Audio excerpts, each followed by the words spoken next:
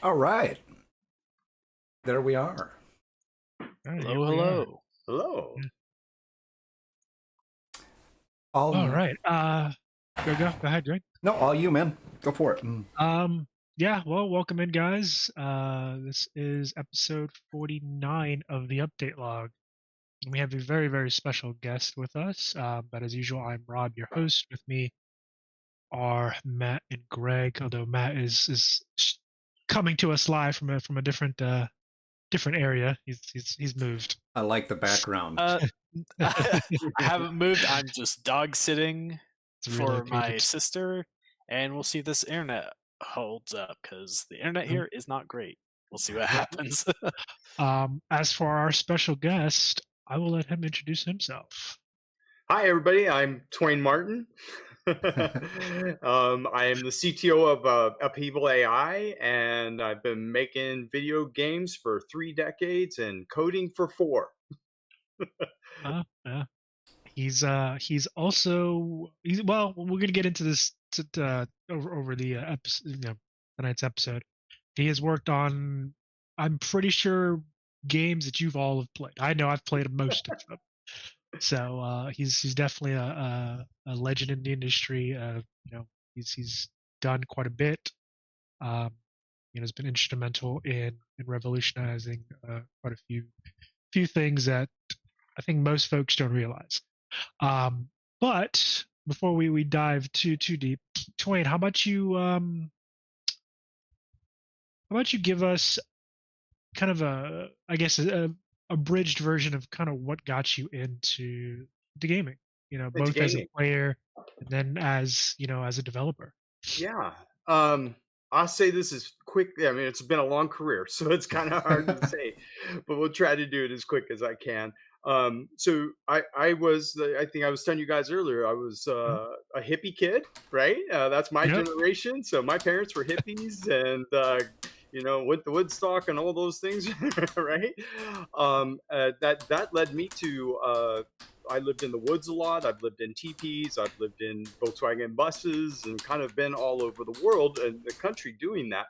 And to the point, what got me into computers was I'd never seen one. I didn't have television. I didn't really even have radio most of the time. So when we used to go into town, I would see these magic machines that people were playing things. And it's like, how does that even work? And it fascinated me. In fact, my dad reminded me today that he remembers catching me at 11 and 12 years old reading a Fortran book because I was trying to understand what computers did. And well, that led to a lot of other things where, I'd spend some time in the summers with my uncle who was going to Stanford, and I would be exposed to the computer lab there in Stanford. And so I was this little 10-year-old kid running around trying to understand what these magic machines were doing.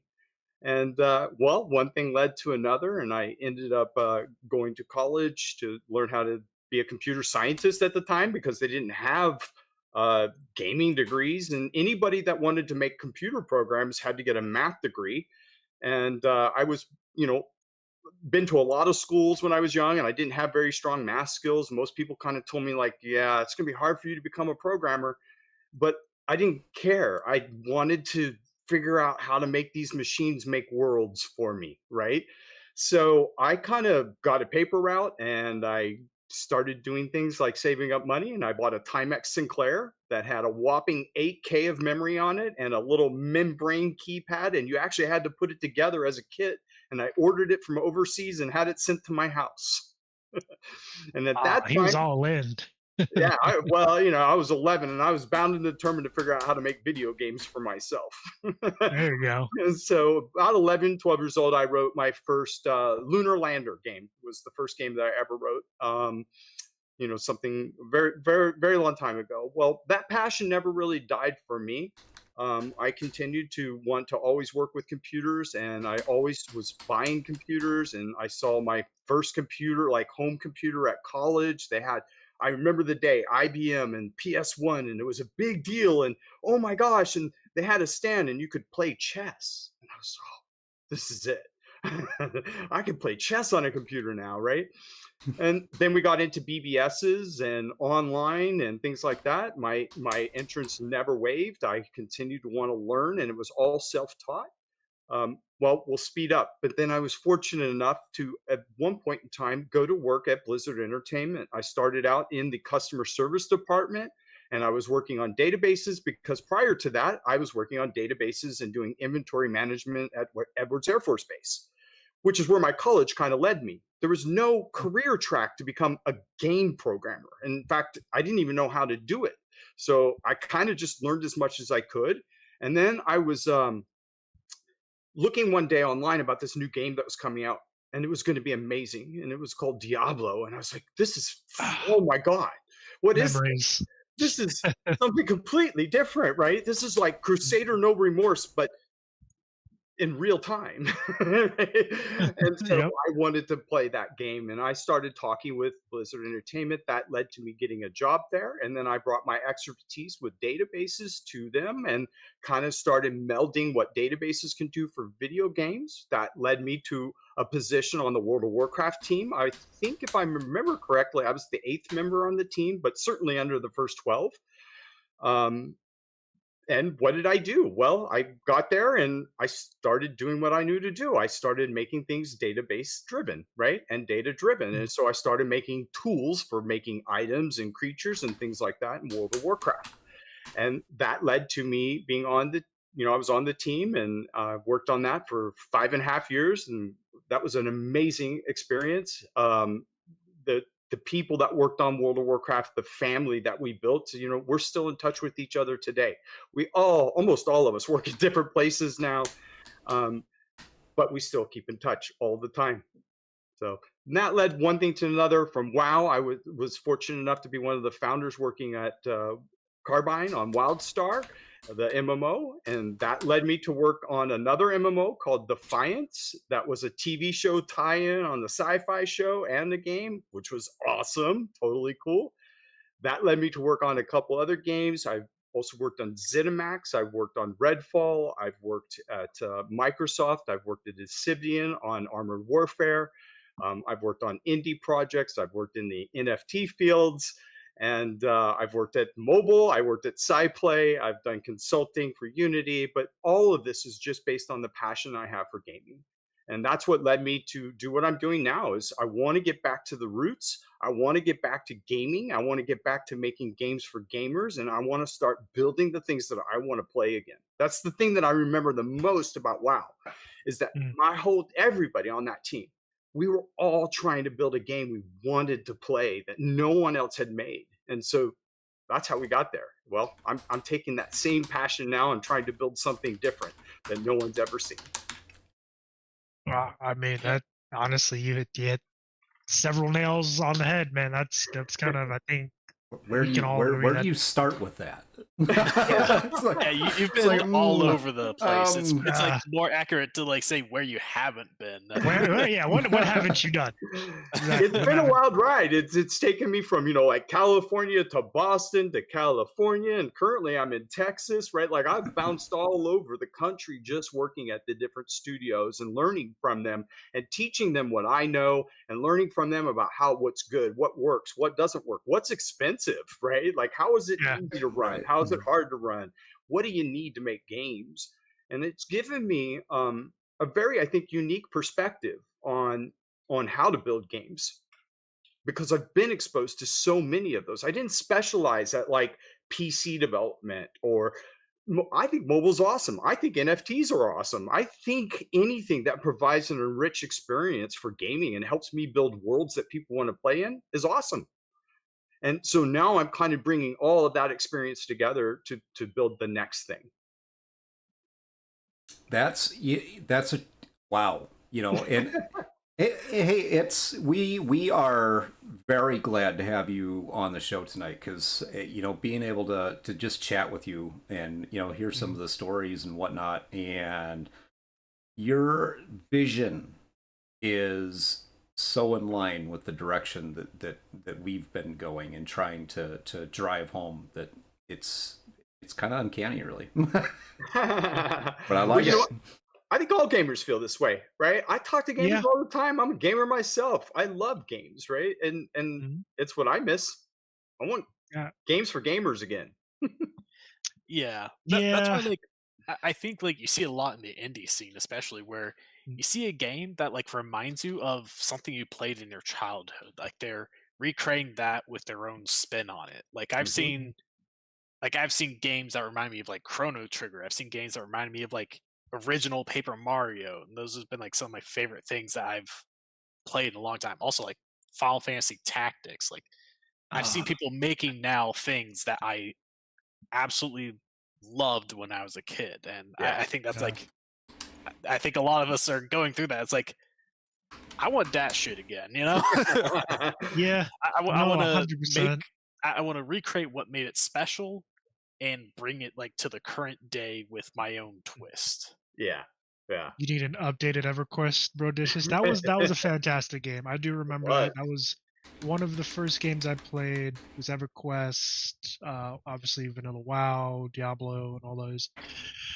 I did. I will admit to not sticking around for EverQuest as long as I probably should have, just because it was a little tough. It had a very steep Brutal. learning curve, and at that time, like I had just gotten into kind of the online kind of gaming scene, so it definitely was a little bit over my head. I will admit that. I wish I had stuck with it a lot longer though, because I know a lot of folks. Um, a lot of guys like Twain that were developers. A lot of them played like they were gamers. I So they played it. played Yeah. those games. So I wish I'd stuck because I probably would have met a lot more people. Um, and maybe would have gotten into the gaming industry sooner. Um, but again, that's hindsight 2020 and all that. Twain, I just want to call this out really quickly because we have a couple of people that are part of many of our people in our community are streamers. And there's a couple of them in here tonight that are smaller streamers, but they're game streamers. They don't do the same things that we do. And one of those is Brodacious, and the other one is Infinity Core. Both they're newer streamers, but they're fantastic. So hey, when the future arrives finally, that's a good explanation, I think. But when it arrives, I mean, these are people that I'm sure would probably be really happy to do some streaming Absolutely. for you. Absolutely. That'd be great. Yeah, as we're developing and stuff, our technology will be releasing and announcing more and more things, and I would love to do that. Oh yeah, I mean, trust me, we would be happy to help kind of get that information out there to folks because we've talked behind the scenes with Twain about a couple of things, and what he's working on is really cool. I will say that it is really cool. I'm super excited for it because it's the tools that they're developing at Upheaval will really help. And again, we've talked about this multiple times on the podcast. Um, the storytelling process. Yep. It'll streamline it, make it better, but it'll also make it unique and just easier to do Hmm. for the most part. Yeah. Because you still have to have the skills necessary to tell a good story, but this again, these are tools to help that Yeah. process. That's You a know, really good, easy. really good point. I think we were kind of talking about this the other night, where Mm. when the internet came, that was pretty revolutionary. Kind of changed everybody's job almost overnight. Yeah. And it's not Mhm. like you hear anybody saying, "Well, I really just don't like the internet, and I don't want to make games that work on the internet." That seems like a death sentence. And as I Oh was no. telling you guys with coding, right? I remember coding on a notepad and recording it with a tape recorder. Right? Oh It takes god. Right? 20 minutes to load that game. Oh man, I Right? that's I wild. can't I can't imagine Yeah, Don't having miss to that do at that. all. like yeah. Guys like Twain and Tim Kaine and all that, like the just OG developers. I mean, y'all went through it, so we didn't so we didn't have to, and I Y'all appreciate that. you guys walked so we could run, Yeah, essentially. that's right. Because I couldn't imagine. But I again, you go through anything that's difficult, and again, making a game is a difficult endeavor. Making Yes. anything that's good and quality of note, doesn't matter what it is, be a movie, a music, whatever. It's gonna take time, and it takes effort, and it takes commitment. Yep. So thank you. tip my hat to you for. I mean, Thank you you. brought us things like Diablo and World of Warcraft, which I want to talk to you about because Sure. that's incredible. To sit down with someone who, again, you were one of the first developers on the team that built World of Warcraft, which is an A industry giant. and genre defining title. I mean, let's call it what it is. Despite how you may feel about the game now and all the other things that has happened since then and all that jazz, throw all that away. The game itself was and still continues to be a giant in the industry. Yeah. Yeah, World of Warcraft. I mean, honestly, it was such a long endeavor, right? It's actually hard for me to even remember all of the things. It's kind of like I have these anecdotal stories and stuff that we've talked about, but like, do Yeah, you guys have specific questions you want to know? I mean, I can go into yeah. just about anything. wh- Where do you what start with were that? Where do you start? yeah? Where do you start with that? What were What were some of the pain points going into developing World of Warcraft? Um, and kind of how did you get over those? Again, from your perspective, you were the tools guy. So kind of what were the hangups? And then kind of how, as you stepped into that role and you started developing the game, kind of how did you get over those hurdles? Well, first thing I want to just make absolutely positively straight clear. World of Warcraft wouldn't be here today, wouldn't be what it is if it wasn't for the fact that we had a bunch of people, a team that worked on it. Yeah. And I wouldn't say that any one person had any more value than any other person. What I would say is that we all had a job to do and we all did our jobs with great passion because we all wanted to do that. We wanted to build that game, right? We were all huge EverQuest players. I'd played UO and hacked UO to death. I had played EverQuest and hacked EverQuest to death. My team, our guild, we would use show EQ and write extensions and raid and do all of these things. We did everything. And that passion for those games is what kind of led us into World of Warcraft almost organically. Kevin Beardsley pitched the idea. He was the guild leader of our guild, and he pitched the idea of like, hey, maybe we'd be better off trying to make EverQuest, but in the World of Warcraft, in Warcraft world and things like that. Those ideas, that passion, that because we were gamers. In fact, I remember working at Blizzard and interviewing people. One of the questions we asked everybody is, what games do you play? I want to know what games you're Fantastic. into. Right? Yep. I can't remember last time somebody asked me that in an interview. But that's how we used to build that team. And that team is what did this and built that.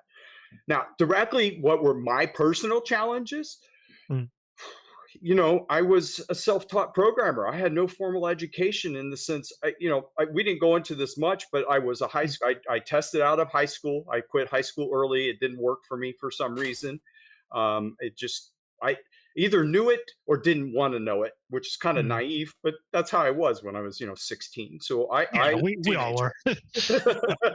And then I went to college. Later on, I realized, oh my gosh, the only way you become a programmer is like you have to go to college. And then I went to college, and I went to college for 3 years, and I dropped out of college because it was expensive. I was a single dad. I was like, how am I going to do this? This is kind of like beyond me, and I'm not actually learning anything. One of the things I personally have struggled with in my career is I remember one time when I was going to college, the professor had asked us to write an application that mimicked a bank ATM. That was the project for the whole semester. Well, that's nothing. So I spent out one weekend and I loaded up Turbo Pascal and worked out something. And I'm like, oh, this is boring. And instead it was like, oh, every time you deposit money, it would draw graphics on the screen and do all this crazy stuff. And like, woo, you deposited money. Yay. Right. And I thought that was amazing. And I turned it in and my professor gave me a D. And I, what happened here? I did everything. He's like, yeah, but I didn't ask you to do graphics. And wow. Oh, I don't understand what's going on. I want to make games. Right? Yeah. Yeah. I don't know who your professor was, but Okay, I'm gonna play devil's advocate. I guess I Absolutely. understand where he's coming from. I do too. Like, Whatever happened to under promise and over deliver? I and mean, yeah, come on. exactly. Yeah. Like you did the job, you did the work. The thing, you did what he asked for. You just add a little extra on top. I don't know. Yeah. Honestly, if I went to an ATM and pulled out some money and there was some cool little graphic, I don't know. That made me feel cool. I'd have a good time for like 5 seconds. I feel a little better. Yeah. Yeah. Well, You know what I mean? that was my educational frustration with the Mhm. whole system, right? And I didn't understand what I was doing wrong or how that was. And then as like we kind of talked about, I fell into kind of working at Blizzard Entertainment. They were releasing Diablo. It was this brand new title. They needed a bunch of help. I kind of came in there. I was working at customer service. I knew databases. So I started converting customer service tools and doing things like that. And that kind of led to me writing an editor that would allow you to edit your Diablo characters because Oh, we had such a huge problem with it. Like people would get, oh, I lost this or I lost, and the customer service department, like, we don't have tools. We don't know what to do, right? And I'm like, I write this tool that allows you to give people gold or items that they may have lost and things like that because I had access to the code. So, these things just kind of organically grew for me. But the challenge is I was always this self-taught programmer. And because I didn't finish the college courses and those things, I would test out of them, some of them. In fact, that class I tested out of. So, there's things like that that I would have problems with. And I didn't understand what I was missing, right? Because yeah. that was You hard. didn't know Right. what you didn't know. Right, exactly, Yeah. exactly. And so then I got to Blizzard, and that's where everything changed for me. I was blessed to be able to work with some of the smartest people on this planet, some of the best programmers, some of the best gamers, some of the most passionate people I've ever met, right? These people taught me things that I would have never learned. I've learned from John Cash and Joe Rumsey, excuse me. Sorry, Joe. And all these other people that would teach me, Lauren McQuaid and the people in our guild who were programmers that started working at Blizzard and like learning from these guys. And to me, I would do any task because when I was a junior and coming up, I thought these guys knew everything and I knew nothing. So like, if you want me to do work for you, I'll do it. What do you want me to do? I'll stay late. I'll write that tonight. Well, that kind of led me into finding my coding chops, if that makes sense, right? And now Yeah, you pulling that kind of over learned from on the there. job. Yeah. Yeah. So that was probably the hardest thing is learning those things, those gaps that I had in my knowledge and filling those gaps with experience and learning that. It actually is part of what's driven my career too. I've often just my next jobs, I'm seeking what I don't know. Oh, I didn't work in mobile. Okay, let's take a job in Boston, Tencent, and work on a Unity game that's going to be a web game, right? Yeah. Unity 2.0 at that time. So, Fill the things like gap. Yeah. that. So you have somebody in here who wants to hear a story, Ah, Twain. So, Mr. Goodsell, Good skill. yeah. So, what are your favorite games That's a very good question. that you've Oh. made? That That you've made? that Yeah. I've Yeah. made? Yes. Yeah. Oh, wow. Well, actually, I'm gonna tack on Wow something has to else be to the that. Was that favorite at that was some the level. stumper question? Is that what the? Yeah. I think so. So, You know what what? are your favorite games that you've made and played? And played. So this is hard to express, right? Hmm. Every game I've made is like a child, Yeah, right? Every yeah. game Yeah. I've worked on has part of me and part of my typing essence in it. And so because of that, it's kind of hard to say like, which is your favorite kid? I love all my kids equally, right? Um, Well, which we one had the all best say that, impact? but is it really true? I mean, I'm not a father, so I can't Well, speak on that. let me give you an example. Neither am I, but I looked at Greg when you said that. I'm like, Greg would have a particular answer for this one. I can give you a pointed example of this. World of Warcraft. When we the group of us left to go to Carbine and make WildStar, right? That was like a honeymoon for me. I was coming off of a team, working with people, and then I got to go work with them again for years. And the programmers and we would sit in rooms and just code together all day long for years. We were left alone to build an engine because WildStar was an entire engine. I got to work on sound. I got to work on UI. I got to man. work on everything because we wrote a whole engine. So in that respect, WildStar is very near and dear to my heart because I feel like my code is everywhere there. My ideas is everywhere there, as was everybody else's. WoW was a little bit more. We were learning how to do these things. Then I Mhm. go to WildStar, and it's like, oh, I get to iterate on this now. I didn't like how I did that over here on WoW. Let's do it this way on WildStar. I didn't like how we did this. It was really hard to work with. The code was hard to do. So let's do it different. Well, I took that same level of passion and ideology with me everywhere. It's like, oh, a new studio, a new game, great. A new way for me to learn how to do something better. How do I improve the process from the last time? Mm. Right? How do I make it easier to make creatures? How do I make it easier to make monsters? How do I make the designers a tool that allows them to do something significantly faster than they used to? That that challenge has been there. WoW, at some level, wasn't the most challenging game I've ever worked on. Right? It was the hardest in the sense that I put in the most hours. I worked more hours on that game than I could possibly imagine. We crunched on that game. Most people know what crunch is, and I've heard people Yeah. talk about their crunches now. But let me tell you, World of Warcraft, we crunched for 2 years.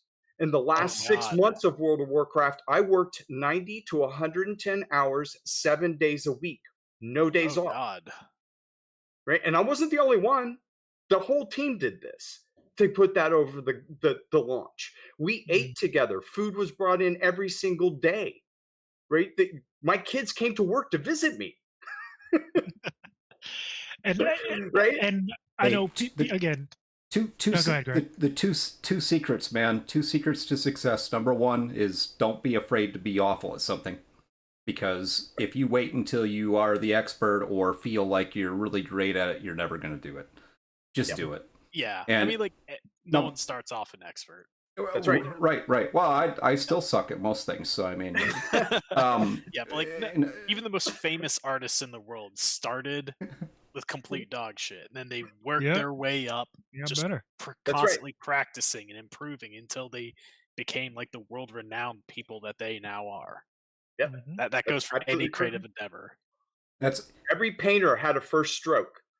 Yep. Yeah. exactly. Well, that's my second rule is, I mean, no matter what it is, be passionate about it. That's Simple right. as that. Be passionate about Yeah. it. If you're not passionate about it, no one else is going to be passionate about, or is going to have passion for whatever you're doing. Right. So, And That's I true. mean, and you And it's again, infectious. it is. It I is. mean, it's why we, the three of us, kind of got into it, and it's what keeps us going. Even when some days we're like, ugh. Trust me, there are days where I don't want to go to that creative meeting, Matt. But I go. I mean, there are days you don't want to come here to the stream. We're like, you gotta, you're the host, man. I'm gonna be honest with you. Yeah, some days I'm like, oh, not because I don't want to be here. Just sometimes life just kind of gets to you. But yeah, no, you have to show up. You have to like you said, Greg. You have to be passionate about it. You exactly. have to be passionate. You have to be disciplined because motivation comes and goes. Let's take a couple of questions from the audience here before we Yeah. lose them. We got One, one from ahead. Brodesius, Yep. who Yeah. Greg refuses to say normally. He says Brodacious all the time. it is. It's Asked, Brodacious.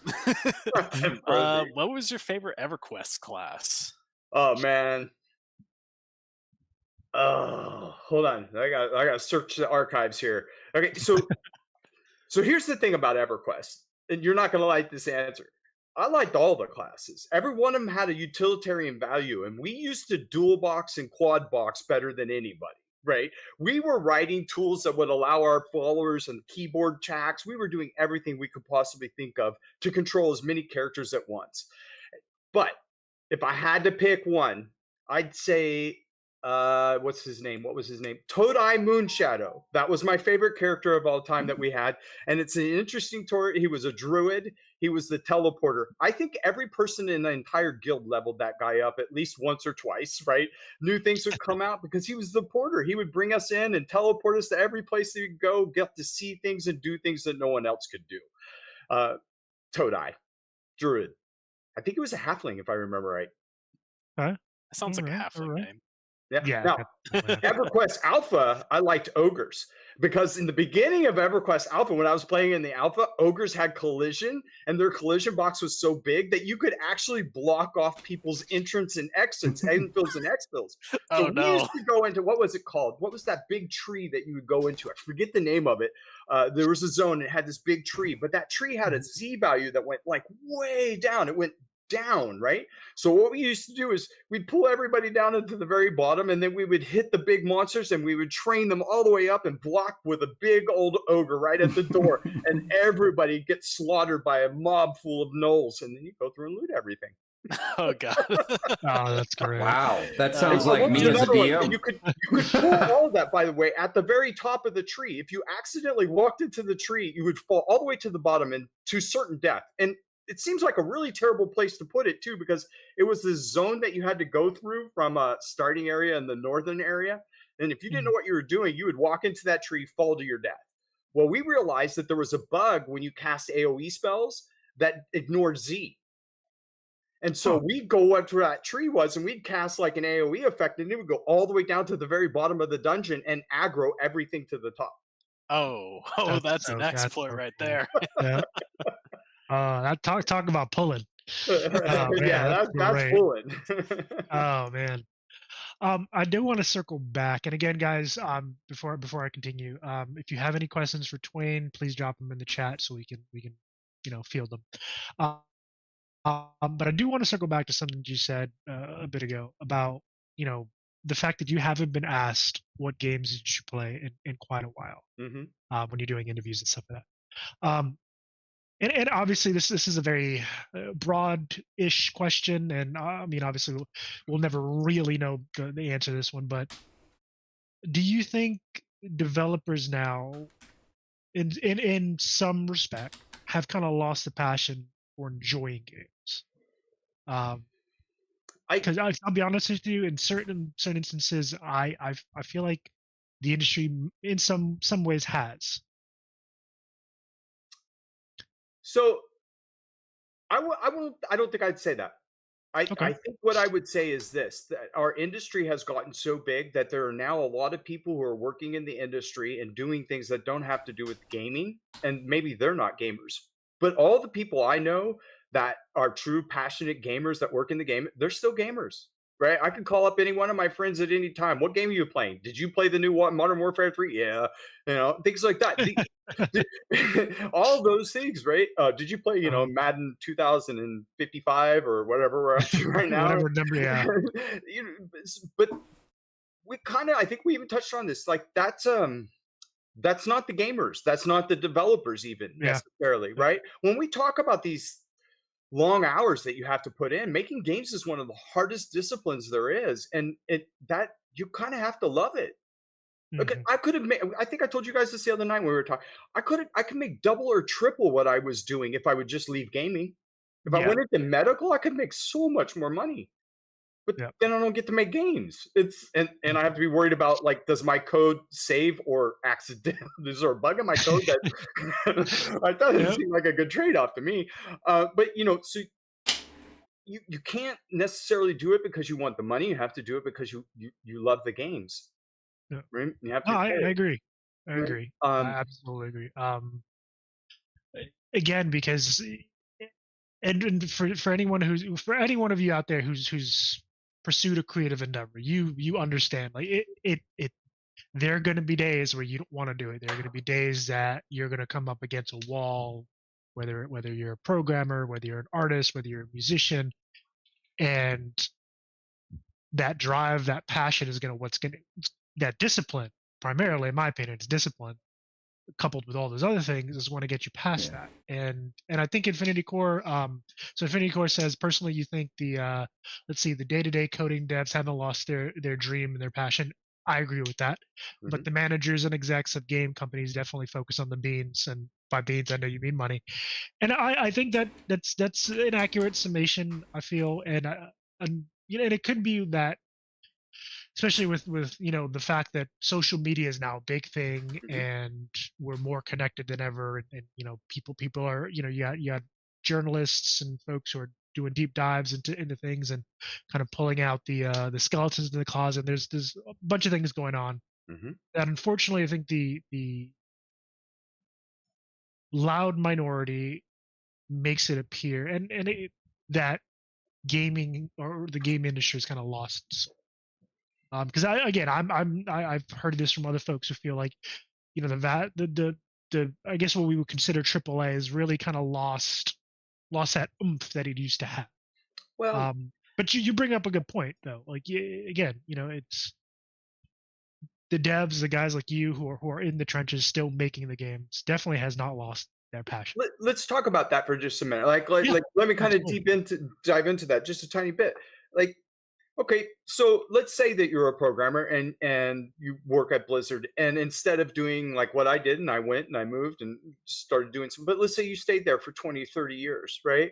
Mm. And you're invested in that company. It doesn't have to be Blizzard, any company. You're invested in Facebook, you're invested in Google, you've been working there for 9 years, you've got a lot of stock, you've got a lot of personal investment and time into this, you have a family to feed and mortgage to pay and car bills. You're not going to take a risk and say, hey, I've got an idea about how to revolutionize game X, we're going to do it all different. How does that work? Right? Are you going to take those risks? What happens if that risk ends up in the company failing altogether? What if that risk is so expensive that you can't even recover from that risk? The games that I've worked on have been greenlit. Like, if I remember correctly, WildStar was greenlit with NCSoft for $70 million. Right? That's a lot of money. You're not going to veer from the track, right? They have an investment here and an expectation, and you have a what is it? A financial responsibility to deliver that too, right? This is what we said we wanted the money for. This is what we're going to build with the money, and I can't get too far away from that. Well, now you develop a game. It takes 5, 6, 7 years. I've seen games take 8 years, right? Like WoW took 6, right? 5.5, 6 years. WildStar took about that time. That's the length of investment of getting a master's degree in college. Right? So if you took that, right, like how do you take a risk now? Right? Yeah. It's hard. It's very hard to do that. And it's hard to change your career even and to understand that, like, oh man, honey, I want to go take a new job at a startup. Uh-oh. Yeah. Yeah. For anyone who's never worked at a startup, I have.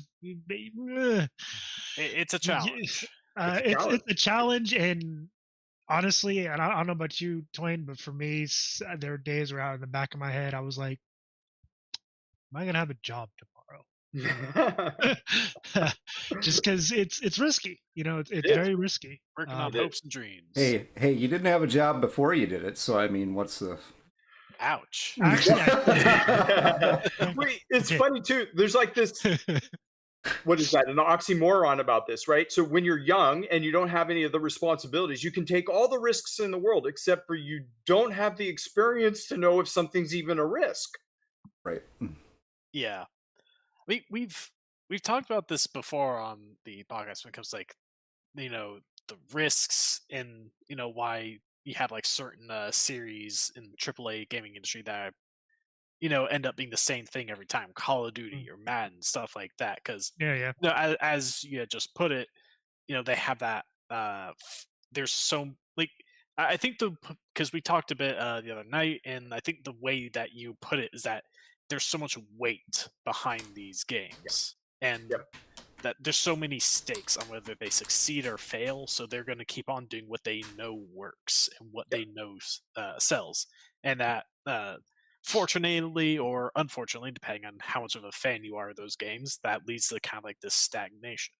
But that's also why we see a lot of like some of the greatest innovation come from the indie market, where they don't. It's like lower stakes there because they don't have like millions upon millions of dollars. They have whatever budget they could scrounge together to make this cool thing that they wanted to do, and for a lot of them, they got to try to stand out. So that's why they innovate. They do something that no one else is doing. They kind of have to take those risks if they want to get noticed. So we talked about this a bit last night, and you brought up kind of the size of teams. Back when you were working at WoW in the early days. I'm thinking you said it was you and like one other programmer working on tools. Now you have teams of like 250 people or more, and there's 20 or 30 developers.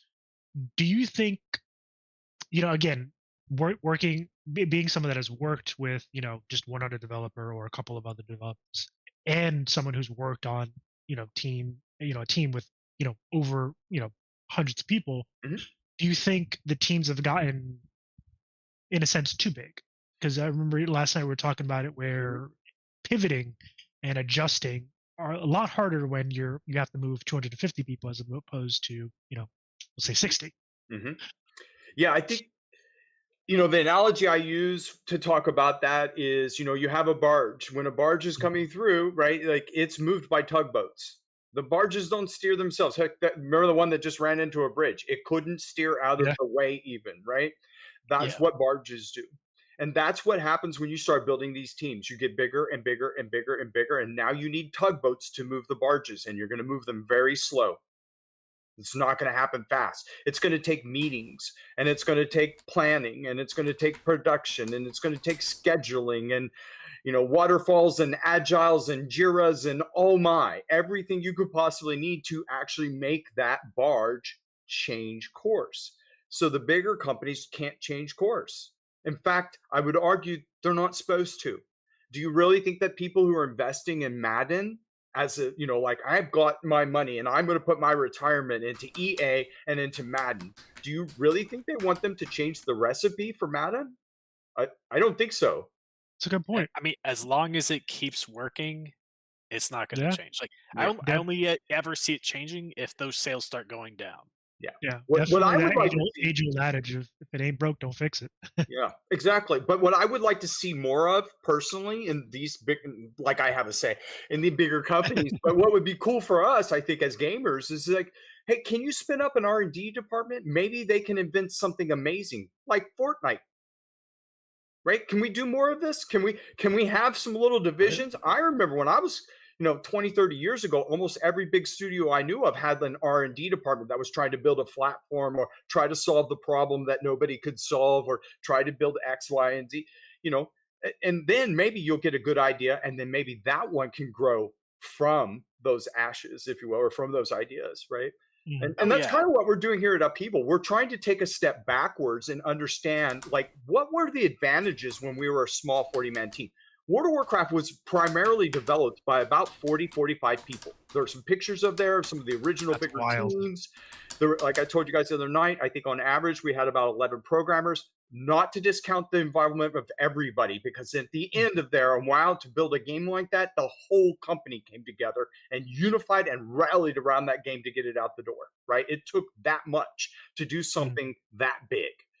And, Yeah. but what happens if you go back? What happens if we now take skills and to the point, Upheaval AI is using AI and generative AI to solve these problems. What happens if I can use AI to make the iterative process faster, to get assets into the game and to be able to do things at the speed of AI, right?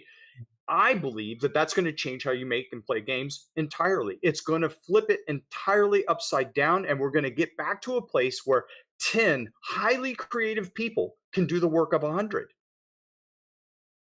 Right? And that doesn't mean you're like, whoa, we got a 250-man people. Well, you're still going to have that problem because the person problem is always going to be a thing, right? If you Yeah. add more people, you have to add more layers of management, more layers of everything. And Mhm. that's only fair to everyone. That's what you should do when you build out a bigger team like that. But if we build tools, if we build engines that are geared towards a lot of really highly expert people doing a lot of powerful things, I think what we're going to get from that is like a gaming renaissance, right? We're going to get back to seeing games that no one has seen or even imagined before. AI is going to allow me as a world builder to be able to build a world that I could only imagine 3 years ago. Some of the things I'm doing right now were literally science fiction 4 years ago, I'm Yeah. excited for that. right? We've talked, again, like we were talking yesterday, we've talked a bit about AI here on the show, and people have their misgivings about it. Mhm. I'm gonna not Justified. say, yeah, they Oh yeah. justify it. But I think, and we kind of all agree, like AI when used properly in the proper context is definitely kind of pointing in the direction that you're speaking of. It's going to be a tool that we can use to do things better, faster. Yep. Yeah. I'm excited to see where the industry is going to be in the next like 5-10 years. Yeah. Like we've always talked about like AI, it's not going anywhere and it has its uses and it's all about using it the right way. Mm-hmm. And like one of the reasons it has the, I guess, current reputation or stigma it currently has is because of a lot of people using it the wrong way. As like, ideally, it's used as a tool to assist you do what you do better. Mm-hmm. But you have a lot of people who are using it as a way of like, what would be the right way to do it? Like cutting corners or as an excuse to not put in the effort. And you can usually tell, like Mm-hmm. almost on sight, and then once you've seen enough, what that looks like when someone just churns something out without much like actually going over it themselves. Oh, And you mean like kinda- most of the products that are out there right now? Yeah. Yeah. yeah, like I you think see a lot of that. I think what you're probably hitting on here is so AI might make us 100 times faster in the very near future and be able to make games 100 times faster, but it also means we can make garbage 100 times faster too. Exactly. Yeah, that's Yes. like Yeah. it's like the pro and the con, like the good and the Mhm. bad, because nothing is ever like purely good or purely bad. That's right. It's Yep. gonna have the things that it can do a lot of good for people, and it's gonna have the unfortunate like side effects. Yeah, And absolutely. that is definitely what we're gonna see. We're gonna see a lot of like essentially garbage get churned out by people who just want to put as much stuff out there as they possibly can and just see if like Thumbsticks, what and they can you know make some what return. Mobile yeah is notorious for this. There are game companies that's their entire process, which is I'm going to make 100 games this year, and hopefully 10 of them do well and one does great. But they don't care Yeah. about the 90 other. I'm saying Yeah. let's get back to the place where we care about every game we're making. Mhm. yeah So- that's the shit that matters a lot, because like I mean, you think about how it is for like indie devs, because discoverability is already hard enough for them Yes. as it is, Yes. and it's so much harder when you Gotta get my there's, elbows like, out here. you're putting your game out there to a kind of this ocean of Mhm. Welcome in, like old an man Garrus.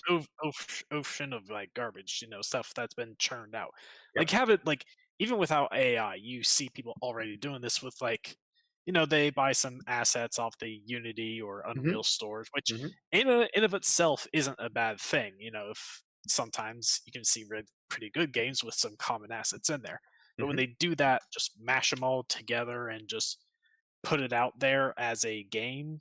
I mean, yeah, you can Nobody kind of does tell that. lack of. What? So many people do that. You can tell when There's there's that like a lack of theme. like soul in things. That's it. Mhm. Soul, right? All right, I gotta jump in really quickly. We got an audience question that I don't want to lose here. All right. So Yeah. Harper Young asks, "What is your view on the direction that WoW has gone, such as the struggle it has faced since Battle of Azeroth and the decline it suffered from it?" Well, All right, I gotta think about that one for a sec. So, full disclosure, my son is the lead combat designer on World of Warcraft. So, I knew that when I had seen the question.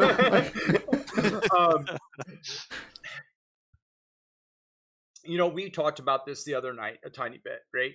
Mhm. When I was building queries and stuff for World of Warcraft, I didn't understand like the magnitude of what I was actually doing, right? Like that buying a mount was just going to be an insert query. When we first shipped World of Warcraft, I always thought it was strange because I was the database architect. So the database for the longest time sat right on my desk. It was a P3 800 sitting right here on my desk, right? And so I had this passion project for that. So, it's hard for me to say about the direction because I was just too in it, right? I was too married to it. And let me give you another example of that. After WoW shipped, I didn't really get to play it, right? I never got to experience WoW the way everyone else got to experience WoW. I have an anecdotal story about that. I was the person who, so I wrote a lot of the code in WoW, a lot of the spawn systems and some of the items and the loot systems and things like this. I wrote those things and was able to test them. And one of the things that I did was, toward the end when we were working on Onyxia, we really wanted Onyxia to be able to fly and like kind of take off and land and do these things. But there was nothing else in the game that flew. So I had to kind of get in there and hack things and not break things. I can't break all the creatures and all the guards and all the other stuff, but I got to figure out how to make Onyxia take off and land and do this. Work together with the artists, and we came up with some really good fakery in the animations that kind of made it look like she was taking off and landing. And in the process of doing that, I swear I killed Onyxia 1,000 times. I must have killed her over and over and over and over again. I'm not even sure what that level feels like when you don't have Martin's Fury or Martin's Thunder to kill Onyxia in one shot, right? I don't understand how people play it. And we talked about the crunch at the end and how many hours we put into it. I think I can speak for a lot of us. By the time we were done, I actually didn't want to play WoW, right? I was proud. I was happy to see the joy in people's eyes that night at Fry's when we're like signing boxes and seeing the line wrapped around the building twice and all this other stuff. Proud papa. But I had a real hard time playing the game because I couldn't see the game that everybody else saw. Yeah. And for that reason, I would say it's very hard for me to critique the directions that they're going in, right? I don't know. Is it fun to buy a mount?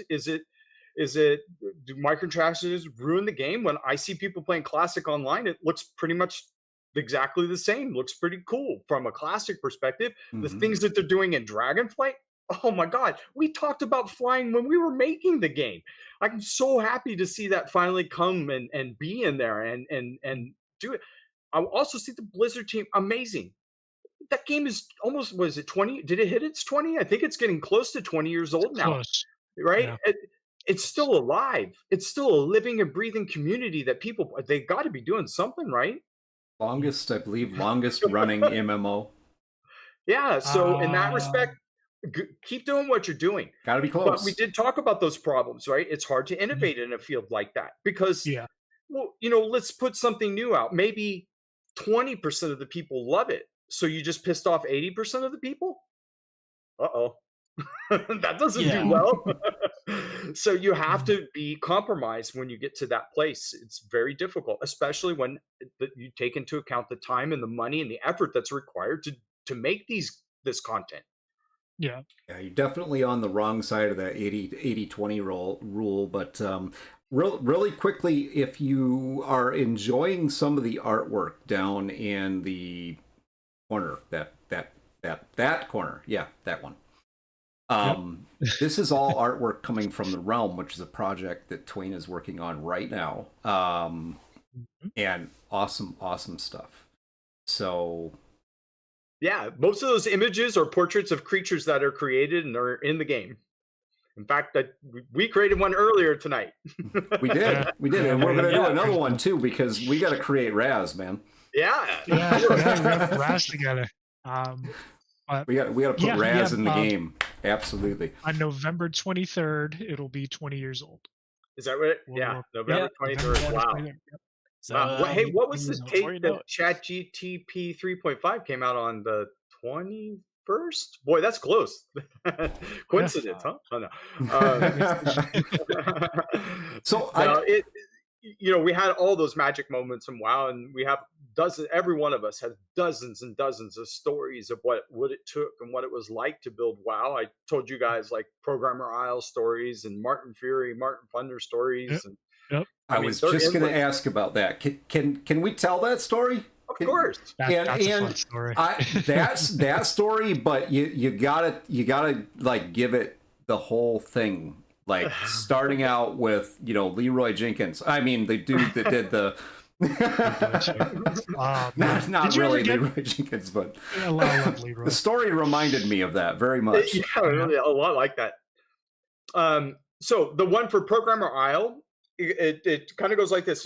I think there's videos even out there of Programmer Island, right? And Programmer Island was just programmers needed a place to test things, right? And I didn't want to go into the spawned areas and ruin other people's stuff or even deal with wolves and rabbits or whatever was attacking me at the time. So we created this just little tiny island that kind of sort of had nothing on it. And then if a programmer needed to test something, I remember John Cash, I think, set up a rule where he basically said that you can't test the game with cheats. Like anything you do to test the game has to be done within the game, right? You can set things up with cheats, but you can't test with cheats, meaning you can't /kill any monster you want. So because of this, we had to do a lot of iteration and testing. And one of the things I did, because I was working on the loot system for a while and making all the items drop, and I wanted to make sure that I had the right, percentages and things were really rare, is I created a couple squirrels. And I just took a regular squirrel that I think was from Goldshire, threw it on the island, and I scaled them up to like 20 times his size, and I created two more. And so we kind of had these row of squirrels, and one would drop a lot of common loot, one would drop epic loot, one would drop, all the cool stuff, right? And we could test that. And programmers would go up there and kill it. Oh, I need a new set of gear. Great, go kill squirrel 4. He'll drop gear, and you kill it and drop the gear and equip it and go off and test something else with the new equipment, because we were allowed to create the items, but we weren't allowed to unnaturally play the game, right? We had to use the regular game mechanics.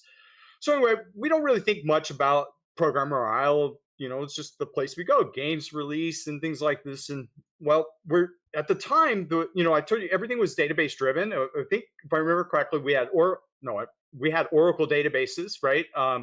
So we had worked everything out with Oracle and these squirrels and all that. And we had economy reports, and those economy reports kind of came in, like, I think, do they still do maintenance Tuesday? But like, we'd have these maintenance days. Yes. And that's when we would grind all the data out and kind of figure out economy reports and things like that, as I remember it.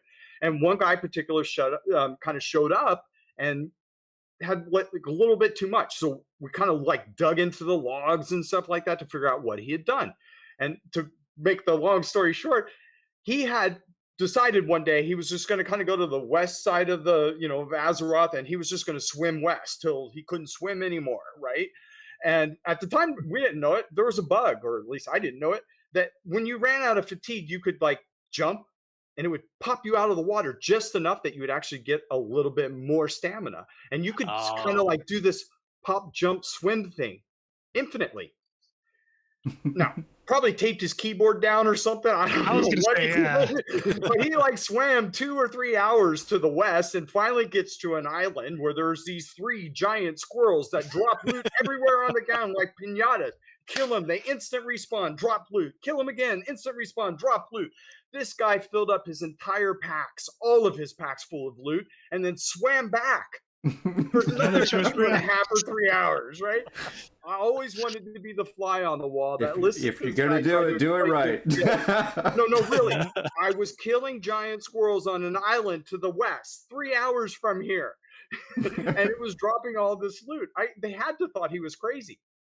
Probably, especially at that time, because I remember shortly after WoW release, I mean, the bot problem is not as bad as it used to be, but I remember it being pretty bad. But yeah, like gold sellers, bots, all that stuff. But yeah, they probably thought he like hacked the game or something. Right? Like, what are you doing? Yeah. There's a story very similar to that came out of like Fallout 76, where certain players are able to get into essentially the dev room. There's all sorts of things that they could get in there. Yep. Oh yeah. I feel like that process may have been a little easier than what you just described of having to do that for hours to get to that island. I mean, I respect the guy's commitment. 3 hours, Right? 2 to 3 hours of just like he earned it. Yep. Yeah, that's wild. Okay, let's see. Do we have any other questions in the chat? So what other interesting stories do you have to tell us from any of the games, man? You've worked on so many things and we focused like almost entirely on World of Warcraft, some other stuff, but I mean, how about Diablo? Let's talk about WildStar. Oh, WildStar. Yeah, I was just about to bring up WildStar. Yeah, That's a game that went too amazing. soon. Dare I say, WildStar was just too ahead of its time. Like, I hate to say it that way because it's but like we did things on WildStar that like we dreamed of doing when we were on World of Warcraft, right? And we had kind of like this free reign where we could do stuff like that, right? I remember WildStar doing things like what was it called, Vinball, right? Like crazy. Where's this come from? Well, that was us testing, if I remember correctly, Ravel, the scripting system that our tech director had written, right? Sean Craig had written this really cool scripting system, and it was so powerful that these guys could like make soccer using the scripting system in an MMO. And we're like, wow, this is crazy. So Yep. the scripting system got so powerful. I remember a really funny story about this. This scripting system got so powerful that we had to like kind of like rein it in. But it's like, look, you guys can't know the exact hit points of creatures because it allows you to do all these really powerful things and too powerful, right? Like you can rate scripts that just kill everything around you because you can, dish out the damage and know how much damage to dish out and all these other kinds of stuff. So we made it so that you could only ask the script system could only ask what the percentage of health that someone had was. Well, we had really smart scripters and we had really smart people and really passionate people working on the team, and that wasn't going to stop them from figuring out the hit points on a creature. So, what did they do? They wrote a script that would pick up the creature, drop him from this high, hit the ground, and see how much damage it did. And then it would drop him again, and then they would write down, okay, that creature's got this much hit points. They literally would just sit there and drop them, and figure out what his total hit points were. And now I know the total hit points, and then they would put that into their scripting system. Well, Yeah. it was an amazing story at the time with all the crazy stuff that they could do with the script system. And then we get, Venball. I mean, don't discount determination there. They were determined to get that answer. Oh, Yeah. People will always find a way. You try to make sure, like, hey, I'm gonna make it so that you can't do this. They'll find a way to do the thing. Yep. But they, I at some level we were totally proud of them. That game had a lot of really cool, revolutionary things. I wrote a system there that I called the unit property system. Lauren McQuaid and I worked on this a lot together. And this is a really cool unified system for representing how like creature stats worked. And it would basically make them dirty, and all the spells and everything could do like as much as they needed to. It would queue it all up. It would then mathematically evaluate everything. It was easy to add another unit property. And so we would do things like, oh, let's make a unit property for gravity. And now you could like modify it with all the tools. All we had to do is just add another enumeration, and it would understand how to use that enumeration in code. Very little hookup required. Well, this allowed us to do crazy stuff like, when you jumped on those Vin gas things and they blow you up into the air, that's just us casting a spell that changed your gravity variable. Did nothing else. That's so cool. Right? And so we were able to do that with gravity, but we could do that. It was a unified system. So any stat that any creature had could use the unit property system to modify their properties. And you want your car to go faster, cast a spell on it. It can go 10 times faster now, right? Like, because that was just a modifier. You would just adjust all the properties and the modifiers, and we used mathematical operations to do the evaluations, which allowed people to do stacking of spells to get the results that they want. But it also allowed them to do crazy things that we couldn't even think of. So, couple of quick things for you, Twain. Infinity Core has a question for you. Are there any games on the horizon that you're looking forward to play? The Realm. Fair enough. Yeah. You know what? There's a lot of games that I play. Even right now, I play a lot of Modern Warfare 3 Zombies. I love shooting zombies for some reason. I don't know. There's something just really gratifying about it. What am I really looking forward to, though? I'm kind of looking forward to just the next game, right? Like I want to see. I think they're doing a lot of really cool stuff with Fortnite. I love the stuff that they're doing with Lego and Fortnite and how all that stuff is kind of coming together. I love seeing what people are building inside of UEFN and the game modes and the things that they're kind of coming up with and inventing and playing around with. All of that stuff is really cool. I don't have as much time to game anymore because I'm kind of busy coding all the time. But when I do, I like to sit down and play the shooters, and I love RPGs. I was playing Dungeons and Dragons First Edition when I was like 7 and 8 years old. I've always loved RPG fantasy worlds. I played Baldur's Gate 3. That was a trip. Oh, definitely. Oh yeah. Talked about that game plenty. Love that game. Oh, Again, you talk about that classic old school passion feel. I know people that worked on that. Hello, Bruce. You did an amazing job, guys. You guys really delivered a game that I'm sure they love to play. Oh yeah. I mean, Oh, yeah. we've sung Larian Studios' praise a number of times on this, and they fully deserved. Like they, again, like you said, they created a game that took me back to my childhood, and I'm pretty sure a lot of other people back to their childhood, to those games that just grabbed you and didn't let go. Yeah. Oh yeah, like it's something that I've always said that you can tell when the people working on a game had a lot of fun working on it, that they could Mhm. put their heart and soul into it. That kind of enthusiasm, that kind of fun, it really just bleeds through. Yep. So Yep. real quick, Tween, Old Man Garrus, also another game streamer that's part of our community. Thank you for being here, Old Man Garrus. But he wanted to pass something on to you, which the sentiment I absolutely agree 100%. But he wants to thank you for the work that you've done to help revolutionize the industry. The work Oh, done for Warcraft 2 and StarCraft, then Mhm. D2 and WoW has helped move devs, not just for games, but to another level.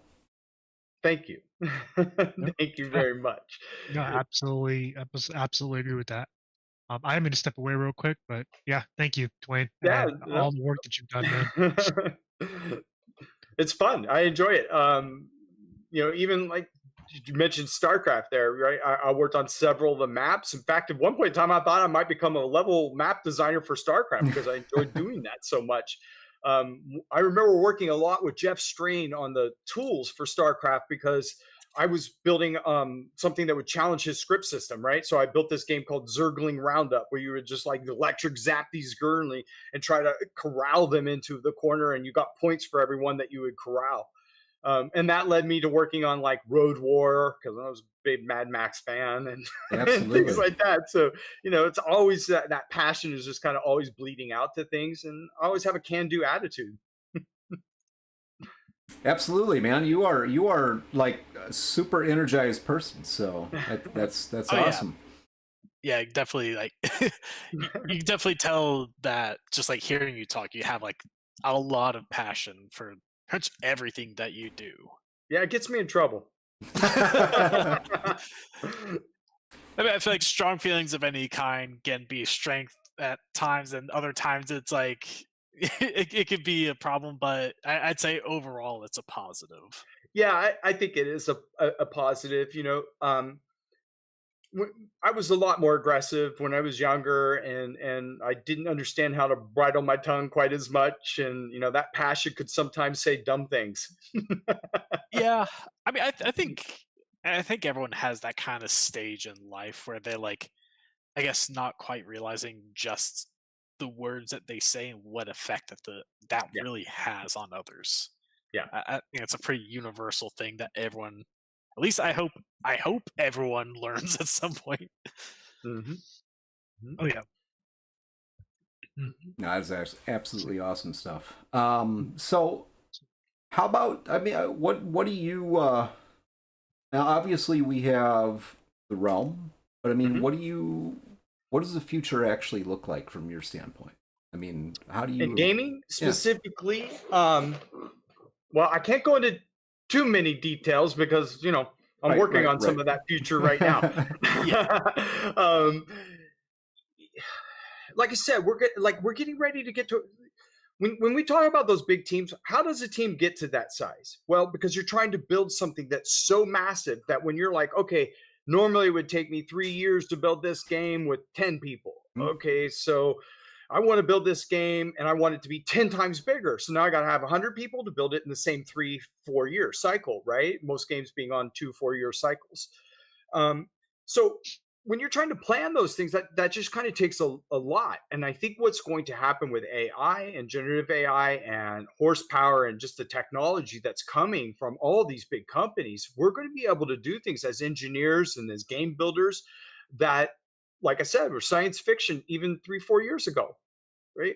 Um, that's going to go to places that are very wild, and I think what you're going to see in gaming is things you've never even thought to think of before, right? I can see gaming coming to a place where everything's happening in near real time. It can change dynamically. If you think about the big problems faced with games, like let's take any of the games that I've worked on, you want to define a tank in armored warfare. Well, that was a designer going through there and filling out all of the fields and all the data points that were required to make that tank right.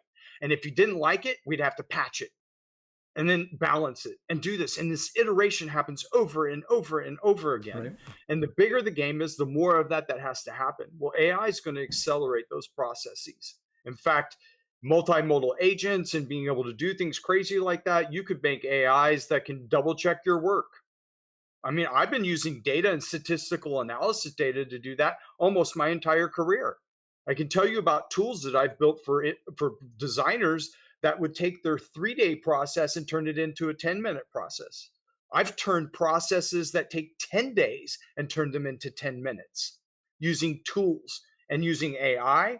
I can accelerate those things even more, right? You guys saw we created a creature. It took us what, 20 seconds? I got Yeah. bad access. If I had access to the fast AI stuff, I could do that even faster. And that's what that means. That's where these things are coming. If you guys want to track this and you want to feel like, hey, let's do some predictions here, go back, just rewind the clock and see where we were at 20 years ago in game development, right? What tools did we have? If you watch the cycles of game development, they're matching things like, well, right now we have a lot of CPU. Oh, okay, great. We're going to make processes and do things that are very CPU intensive because RAM's expensive. Well, now RAM's cheap. I got a lot of RAM. I got 64 gigs in this machine. Right. Like my Timex Sinclair had 4K. There was an upgrade module to give you 8 kilobytes of memory, right? The programming techniques that you use to fit in 8 kilobytes are very, very different than 64 gigabytes. It changes what you're doing. It changes how you're doing it. And AI is going to do that for us again. So if you want to watch those cycles, just start thinking about how those cycles are going to impact us and where are we bound right now? Well, really, if you think about AI, it's bound by CPUs. It's these clouds. Do I have a big enough machine here that can do all that cranking, or GPUs? Right. You know, NVIDIA is really leading the way here, but everybody's kind of getting into that place. That's all about that process. So that's going to naturally and organically change how we develop those games when you're on the bleeding edge. So this might be a little bit outside of you know, your normal realm, Twain. But you know, given you know the project that you're already working on right now, and I know you're one of your partners, the co-founders in here tonight as well. But how do you see this? I'm just gonna say revolution of AI. How do you see it impacting the market for games? For games. So I've been working in AI for close to 3 years now, right? I kind of started with, believe it or not, I started with, there was a program called Tab9, and it was doing a really sophisticated AI autocomplete. And I kind of like, oh my God, this is really cool. And as a programmer, I was like, man, this is making me type really fast. Then comes GitHub Copilot, and I'm, you know, I like Microsoft. I've worked in Visual Studio most of my career. Thank you, Visual Studio. You make my job easy, right? Yeah. And now it's integrated into Visual Studio. I'm like, oh my God, I can write code 3 times faster. That was a year ago. I'm writing code 10 times faster now. This changes everything. It changes how I think about even the programming. Things that, let me give you an example. One of the test questions we used to give at WildStar for hiring programmers was write the code on a whiteboard that projects a vector onto a plane. Write an algorithm that does that on a whiteboard in front of me. Don't be nervous. No compiler. It isn't going to be hard. Go for it. Like, you know, me, poorly educated in math, I couldn't have done that. I understood the answer and I learned, obviously, how to do those things. But you know what? I can answer that question in 10 seconds using ChatGPT right now. So that also means that I can use techniques that I otherwise wouldn't have available to me right now. It means I can solve other math problems that I have ideas about how to solve things and do something different but before I was limited. We take this to another place. It used to be when I was trying to show somebody on a whiteboard how something was going to work or how a tool was going to work or how it was going to interact with NPCs and items and stuff, I would put a stick figure on the wall. Right? And draw stick figures. It's like, yeah, that's your NPC. Can't you tell? Now I draw you really pretty concept art. See, now you're on my level of art. Yeah. Stick figures all the way, baby. But artists who use AI tools, and I've seen some of these artists, they do amazing things at 100 times the speed. Right? I'm not saying that there's, it's like this difference between analog photography and digital photography. It's really no different than that. And I think that that's going to permeate into literally everything we do with AI, right?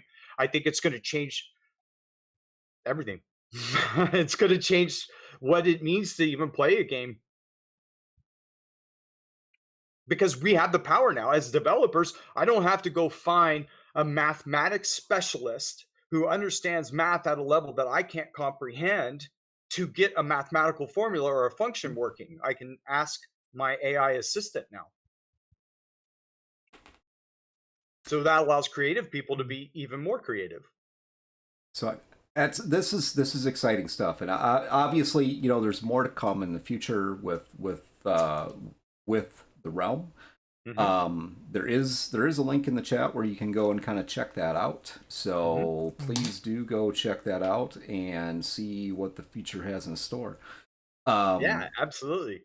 I can't wait to start announcing and doing all that kind of stuff, and kind of like rolling out the story of what's going on behind the scenes in the realm, and talk about all those things, because I've been working on this for several years, and I'm just absolutely love what the idea of what this game is going to be, and how fun it will be, and how it will allow me, even as a game player, to unlock all of my creativity to finally be able to build a world that I want to play in by myself. Or build it by myself, play with my friends. I tend to get ahead of myself occasionally when we have a project that we're working on, and I'll start talking about things and then realize, I shouldn't be talking about that. Whoops. It's hard. Yeah, it's hard to it's hard not to talk about something that you're really passionate about. Yeah, that's like, because like you want to talk about it, but at the same time there's like that feeling. It's like, okay, there's some things that aren't set in stone yet, or things that may change. I don't want to like put my foot in my mouth now, and then like it changes in development, then it comes out, people will be like, wait a minute, this isn't what you said back. Damn it, did it again. Well, and also you want your announcements to have really a lot of impact, right? Like, I would encourage all indie people, when you go to make an announcement, make a big deal about it. It is a big deal. It's hard to make video games. If you're making a video game and you're getting it on Steam and it's running and people are playing it, man, you've already outperformed 90% of the people. Oh yeah. Now it's about getting noticed, and that means marketing, and that means making a celebration of your work and your hard labor. You should celebrate those and save them for special moments. That's not as easy as it's easy to say that. Very important. It's easy to say, but there are some major challenges behind that, and marketing is hard. It's not easy stuff. Yes. So. It's a completely other skill set to game development. Oh yeah, that's for sure. Yep. Oh yeah. I have these partners, that make me get in front of people all the time. So that's why you're better at it. Yeah, you're better at it than we are. So this is what it is, man. I think I enjoy it. It's good. Exactly. See, there you go. You enjoy it. You heard it here, folks. It's 2024 at 9:18 EST. All right. So he decides to make me regret that immediately. Okay, got it. I'm just saying. I'm keeping track of this because I hate it. I'm the guy who likes to stay behind the camera. Unfortunately, there's and here we are in front of cameras. Shut up, Matt. So do you guys see the like those robot announcements, and you guys do you ever follow some of that stuff and what's going on in the robotics field, hardware? Every so often, but not recently. No. Yeah, I think there's going to be a lot of cool stuff coming with that too, right? If you look back at the news 20, 30 years ago, people were talking a lot about AR and VR and how it was going to change everything, and it never got traction. And it's just, I think we're finally starting to get to some of those places too. I think AI is going to allow that to be significantly easier for us to do and build. And I think that there's going to be a lot of crazy cool crossover stuff coming. I mean, I've already seen some of it, and you guys have too, right? Like, there's robots that can fly through the sky and look like Spider-Man, and now you don't need a stuntman to kill himself trying to look like Spider-Man in the air. That's just one example. But for me, I've always been like a little gadget. I love working and twiddling in the garage and working on hardware and building stuff with hardware. I used to build a lot of home automation stuff in my house and like try to automate my whole house and see if I could by building little hardware things. And I learned how to teach myself how to do microprocessor programming and how to Nice. apply that with my game knowledge and do crazy things. I built my son one of my sons, I built him a little gamer light that had a light on it and a little LED display. And I made a phone app that would connect to it so my wife could communicate to him from the kitchen while he was upstairs in his bedroom, gaming with headphones on and couldn't hear or see anything. Well, the light would just sit here and glow, and then he'd have to look at it and press a button and say, I'll be right there, Mom. Things like that. We're going to see some You stuff should like market that that. that will blow your mind. I'll have little robots running around here doing things and playing with things, and like that's all coming. That's what this AI robotics mean. Hardware, software, like it's blurring lines now. And well, I'm excited as hell because I feel like I get to live in the sci-fi future I wanted. Right? Oh yeah. Yeah. I, Yeah. Like, I go ahead, do bro. remember actually seeing that Spider-Man robot you were just talking about. Yeah. I've seen videos of it online, like doing those like flips and tricks. I also saw one where it like messed up and like slammed into the wall. Everyone like just so scared until they realized that was a robot. It's like, Right? oh, okay, that wasn't just a person dying right there. That's okay. Yeah. Yeah. Yeah, it's so true. I mean, the holodeck, well, the Star Trek holodeck when I was a kid, that was sci-fi fantasy stuff, right? Like that isn't too far away now. Yeah. I was Right? actually That's actually getting remember, close. I remember That seeing something recently where it's like the closest thing to like a hologram was like get like this fan going, then you Oh, I saw project that. light onto this fan, and Yeah. they're able to create this very 3D looking illusion on the fan with these lights. Mhm. I was like, holy shit. Mhm. Maybe holograms are in a way I mean, realistic. Not the way yeah, we think, but with a fan of all things. Hmm. yep. I think there's going to be a lot of crossover there too, right? Like you can kind of see that now. 20 years ago, if you wanted to make a game, first thing you had to do is go hire a team to build an engine. Okay, that means you need Oh a yeah. graphics and a math wizard and a bunch of other things too, right? Like this isn't Yep. just done Yeah. lightly. Well, now we have Unreal, we have Unity, we have Godot, we have like all of these engines all over there, right? And it's easy. You don't have to. I don't want to say easy. It's hard, but you don't have to do that initial step anymore. So you're getting shortcuts. You're getting way ahead, and you can start building things almost immediately, right? I Yeah. mean, I do this all the time with Unity demos or Unreal demos. I'll grab the Lyra game and like, man, like that's a full-on shooter game out of the box, ready to go. You get such advantages right now. Well, imagine what it's going to be like in another 10 years when we have AI that can help us do these things and write these things that maybe I'm working on something that's really, really hard to code and the AI is going to churn on it for me for a couple days and then come back with the answer, and then I'm going to validate it and work on it. Maybe it won't be a couple days, maybe it'll be a couple minutes or a couple hours, right. right? That's all going to be gated by how much horsepower I have. Yeah. Right. So go ahead.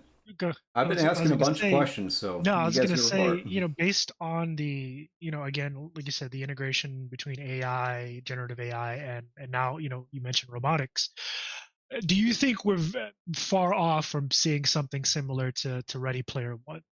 Because I know, like, ask any gamer. That's we all want that. Let's be honest, we all want it. I predict we are very close to that. Stay tuned. Look. No, I'm just seriously saying, though, like, I Ready wanna Player see it. One is one of my favorite touchstones. I'm a huge Westworld fan of the series and stuff. And like, one of the things I like to say is that I'm trying to build a world that is similar to those worlds, right? Where we're really changing the way you make video games. We're really changing even the concept of what it means to have a video game or a quest or loot. What do those things mean? If I have the power of AI and I can do things dynamically in near real time, what does it mean? Well, I'll tell you, it changes everything about how you build the game. The classic techniques of how we would do things don't work in that environment. Right. Just like when I got 64 gigs of RAM, I could do a whole lot of caching.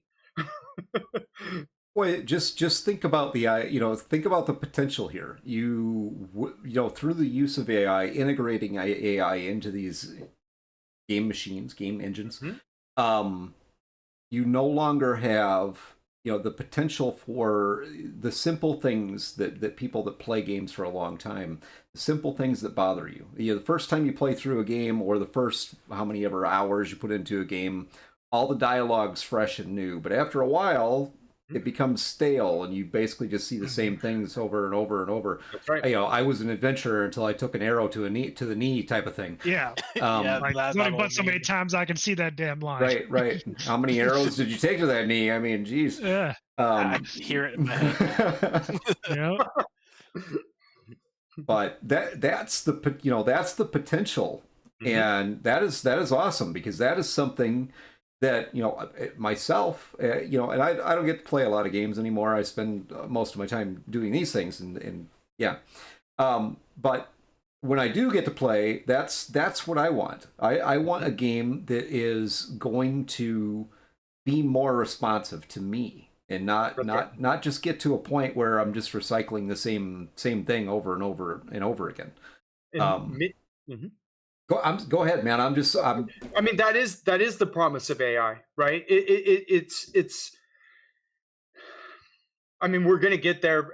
Let's not go too details here, but like, we're going to get there in the next few years, clearly, where you'll be able to come in and say, hey, look, I want to play a game that's like this, but has these things, right? Or I want to play an Indiana Jones adventure in a Call of Duty zombie kind of mode, right? And you're going to be able to do these things. You're going to be able to invent those things that are custom tailored, but it's going to be way more than that. AI is going to be, I've done this my whole career. I'll analyze data and analyze logs to do things like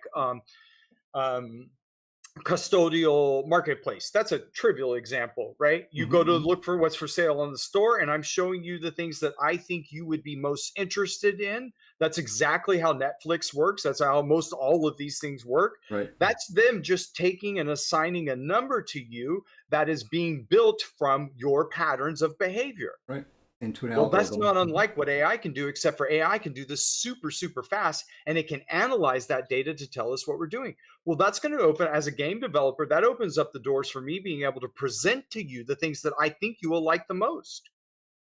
Well, that in turn becomes, how about you play your favorite game, not my favorite game? Because you're the one defining it. You're the one Right. telling me what is interesting to you and what isn't interesting to you. You're a grind. I know people who like to grind. They like the satisfaction. It was one of the strangest things when I was talking to the Aeon team and I was working with them on some stuff back at NCSoft. They're like, no, Koreans like to grind this stuff. They love this grind. And I'm, oh my God, Americans hate this. Yeah. Like, I how do I like build a game grind. for both now? And it was a like total conundrum for us. I can't solve this problem, right? I don't know how to do this. We'd have to make double the spells, double the quests, double the NPCs, double the items to change everything about the game to appeal to both audiences. It's impossible. It's not impossible anymore. AI will let me do these things, right? In the very near future, these are the things that are coming. These are the promises. One of the things that came to mind, it's a question, for I mean, for everybody, for our audience, for you, Twain, especially for you, is, kind of based on one of the examples that you gave, like you can, play the game that you want to play, and when we get to that point, when it comes to MMOs and, like, living, breathing games, how is that going to relate to consistency? So if everyone's kind of playing in the same world, but it may be in essence playing a different game, like how's that going to work? How do you think it's going to work, rather? By the way, I love I'm your trying to shirt. think of I have to make sure I say this answer one. This is a tricky one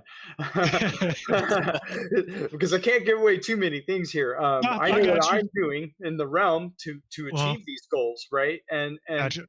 I think that's therein is the rub, right? That's the thing.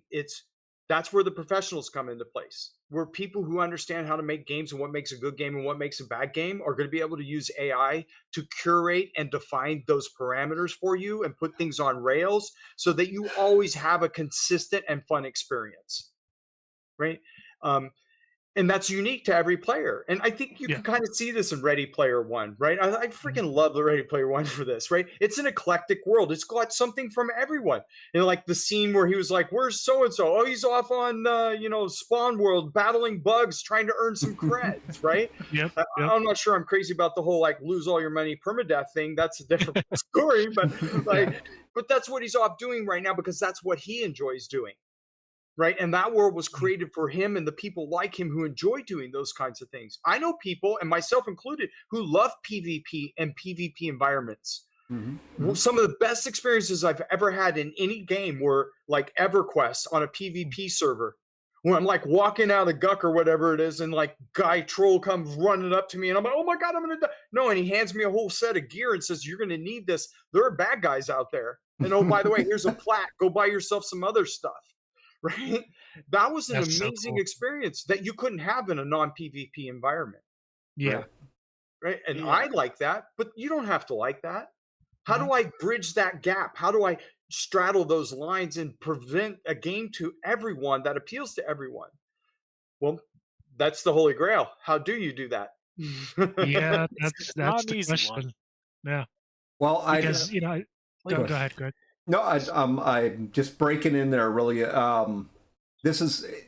I'm really excited to see what Upheaval AI brings to the table. And I mean, I know we've had some discussions, so I know there's stuff out there, and it's hard not to dig a little bit. Yeah. Yeah. But yeah, there's it's exciting stuff, and I think people are really going to I think people are really going to enjoy this because it brings I hate to use these terms, but I mean it brings the fun back to gaming. And in my personal opinion, it changes the marketplace drastically. Yes. Because there's going to be the potential for the consumer to win in this case is huge, and there's so many opportunities that are out there when it comes to that. Yeah, I don't want to go down that path too much further. I do have a couple of just more personal questions for you, and really it's a little bit just about people. So for the architects, the engineers, the devs, the creators, whether they're artists or content developers or writers like us, I mean, what is your advice to them when it comes to this brave new world we're looking at? It's a great question. So, Joey, I've been doing this for a few years now, and I've been working on the Realm for a couple years now, or over a year now. That Let's see if directly the best way to answer this.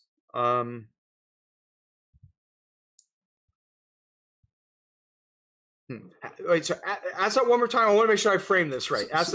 So what is your advice to the the engineers, developers, artists that right now, or even say people who are looking to come into this industry? Got you. AI is a tool, right?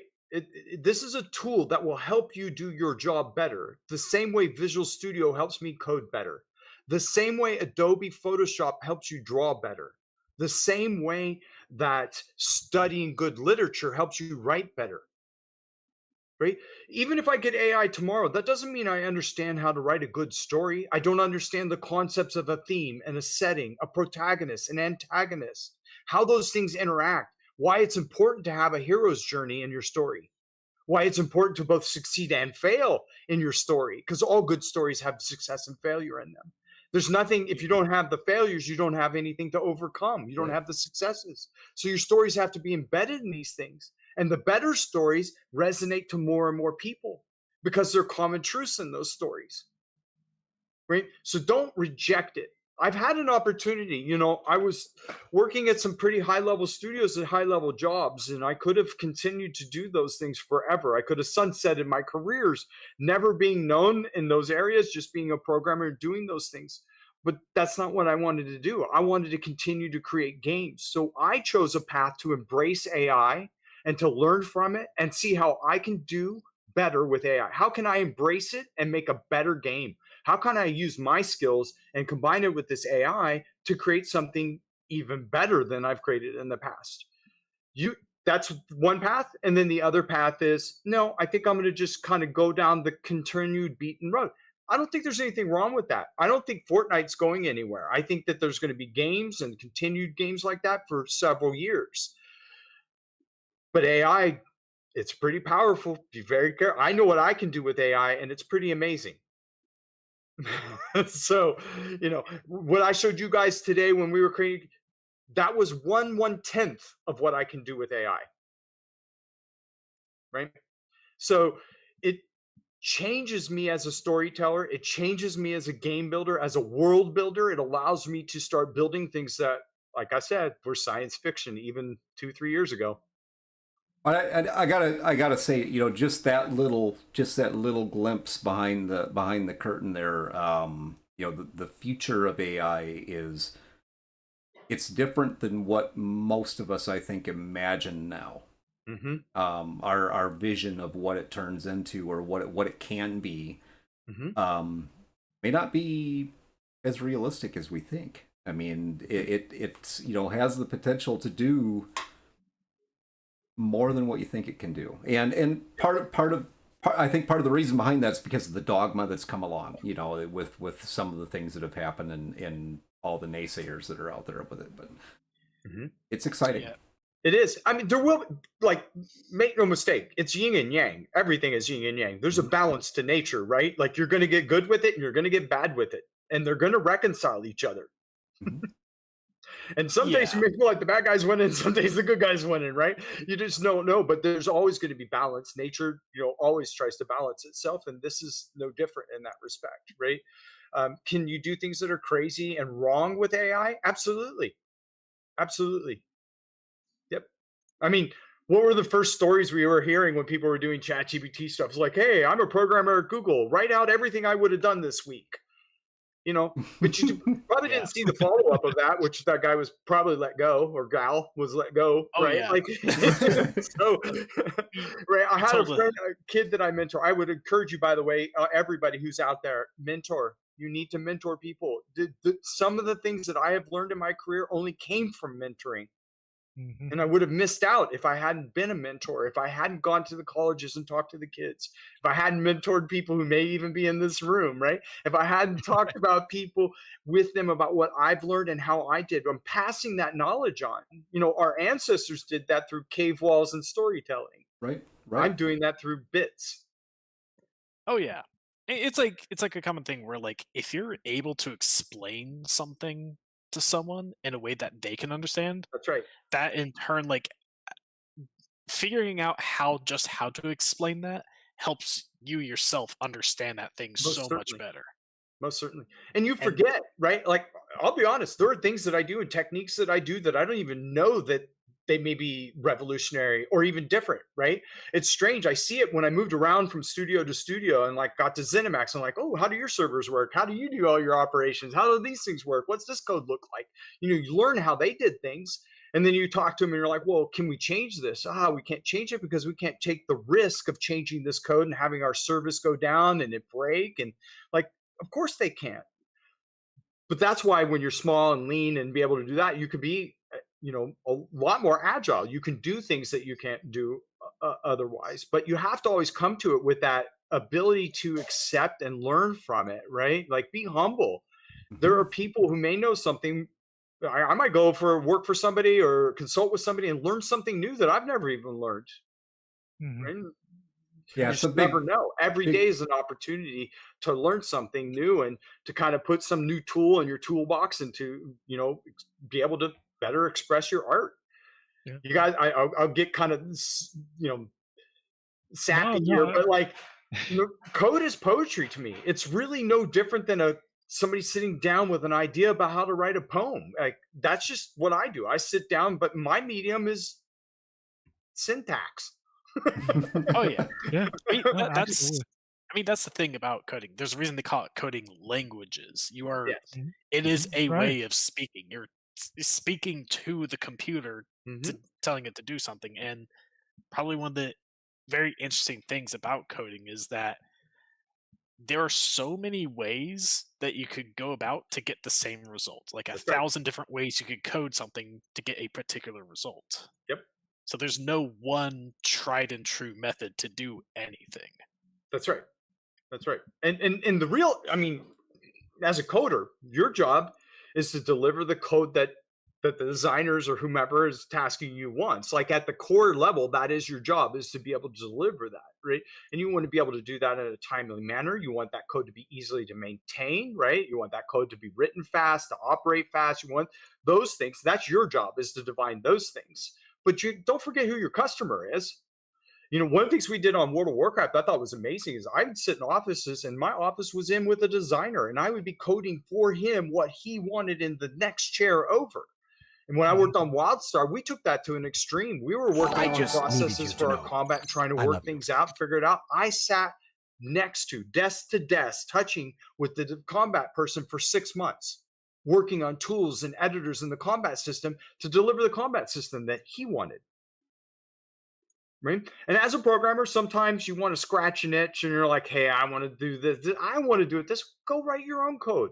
You are a coder. You're an artist. Artists have portfolios. They draw all the time. If you're a coder, code all the time. You may invent something new or come up with a new technique that you can apply to work that makes your job easier. But also at the same time, you're going to be learning from doing that. I tell everybody, oh, you want to go make it. The person that mentored me, David Ray, if you're out there, remember, he made me write a stick fighter app so that I can learn about linked lists. I thought that was brilliant. And to understand how pointers worked and how all the joints and everything connected. Well, let's make a stick fighter game. And then I made an editor for the stick fighter game. And then you could fight each other and it would play animations. And then I made an animation editor. And then I learned about tweening. And then I learned all these other things, all based on an idea. I want to learn more about pointers. You got to learn by doing it and doing it. By the way, I met artists, some of the most talented artists on the planet.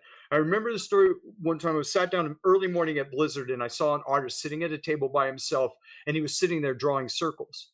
And I thought it was Carlos, if I remember right. And I was like, oh my God, I wish I could draw that way. And he gave me this response I never thought I'd hear. He was sitting there drawing circles and squares and triangles. I'm like, what? But then he would draw a dragon that, oh my God, I wish I could draw a dragon like that, right? Right. You could if you practice every day like I do. Yeah, that's something I keep telling myself, and something that I like. I've wanted to learn how to draw for a long time, and that's something I just really need to like kick myself in the ass and get going on, because that's something I'm very interested in. I want to be able to like take what's in my head and be able to put it like into the world visually, that because that's I feel like that's a very important skill, like especially for a creator. You think of like a character in your head and it's like, I want to see that in real life, but like, can I do I find someone who can make it and hope I can communicate it clearly enough to that they can make what I want, or am I able to like put it on paper myself or whatever you use to create it, and like even if it's not good, get it well enough that you could show the person, like the like really talented person, what you've made, and then they can take that image, that the vision that you have, and like make it beautiful. Like, even like a simple understanding, a simple skill, even if you don't get to like expert levels, I think can be incredibly useful.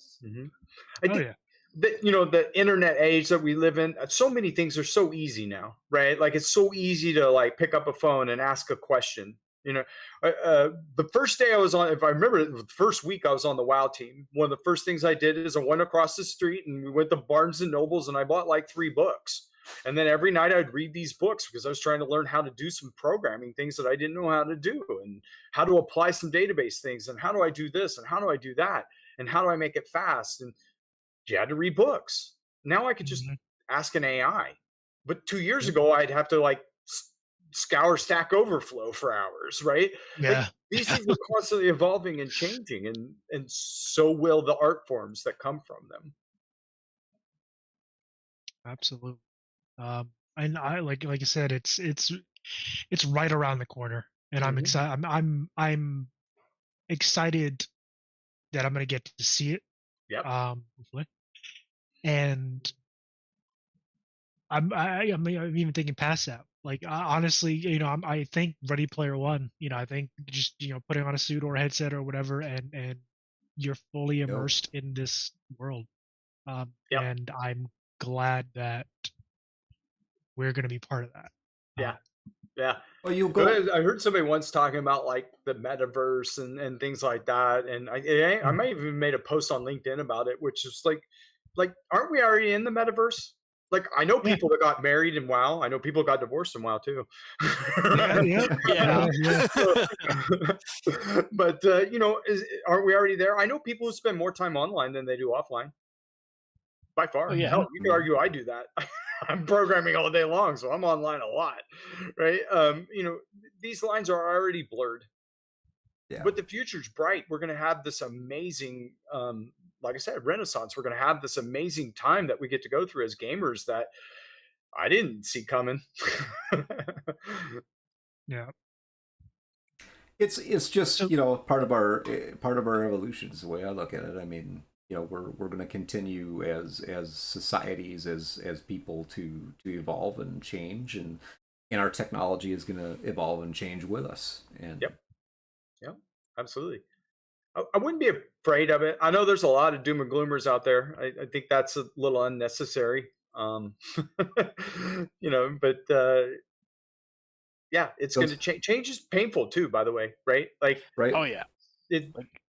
There's no two ways around it. That's the whole life cycle thing when it comes to new product and introducing new product. Your early adopters piece are the people who are going to run out and try it. Hey, I want to see what this is. And those naysayers, which if you really get right down to it, they're a small crowd. They're probably you have your first 10%, which are your early adopters, and then your late 10%, which are the people who still have rotary phones in their home. Yep. God, I don't think I even know how to use one of those things. Haven't we all gone through that? Like I don't memorize phone numbers anymore, but I remember a day when you had to have a phone number memorized and a payphone to call someone. Yep. Oh yeah. I don't think I'd be able to survive in that world anymore. I mean, I guess technically, like when I was, because I'm a millennial. I'm in like that weird spot where like when I was young, things were like that older way. Before like cell phones, like everyone had one. When the internet was still a little newer, before it became like the societal staple it is today. So like from my perspective, I kind of know what it was like back in the day before it became what it is now. I mean, I suppose all of you guys, I'm the youngest one here, so I suppose you guys know more than I do. I'm only 29 for the 19th time. That's right. I'm 35. Yeah. But like, yeah, it's. I mean, technology. The advancement of technology has been absolutely insane, and we're not done yet. Like, because I mean, you've been working on AI, and like we've seen very recently just how quickly that has been evolving year after year. It's been insane. Oh, honestly. When I was working on the realm even a year ago, I have some images of creatures and things like that I've created and generated, and those images are so different now. Like, look at if anybody look at I'm sure they're online. Go look at like Stable Diffusion 1 versus what just came out with Stable Diffusion 3, or go look at Dolly 2 versus Dolly 3, right? Like, it's mind-boggling what has happened over the last year. And that's what they're talking about, that acceleration, that hockey puck acceleration. It's hard to understand that because you're not feeling the acceleration because you're in it, right? But boy, we're accelerating. So Twain, Freybrand is asking, do you remember using paper maps?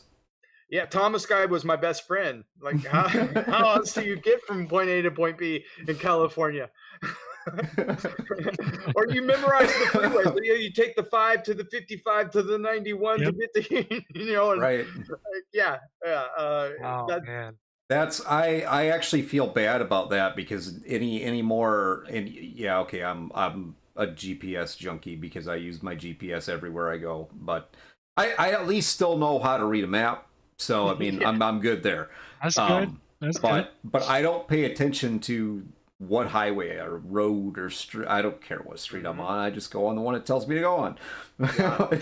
The magic voice on my phone tells me to turn left. I'm turning left. Yeah, Exactly. right. You know? Doesn't matter if there's a Exactly. train. He told me to go left. Yep. I was watching a movie Anybody's the other named night, Siri and- has to be right. I mean, come on. Yeah, they can't lie to us. Yeah, never. I was watching an old action flick the other night, and they had some guns on there, and they had these flashlights, and the light bulb, like the flashlight was this big. And I'm like, holy crap! Look how big flashlights used to be, right, on weapon systems and things like that. And now you're like playing Call of Duty, and the flashlight. That's LED technology. Look what LEDs alone and how they changed everything about what we do.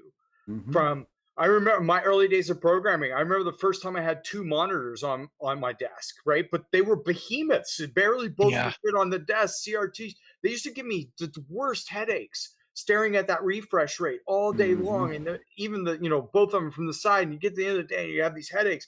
And now I've got a 49-inch wide screen and another. I've got 5 monitors. I have more monitors than I know what to do with, all because of LEDs.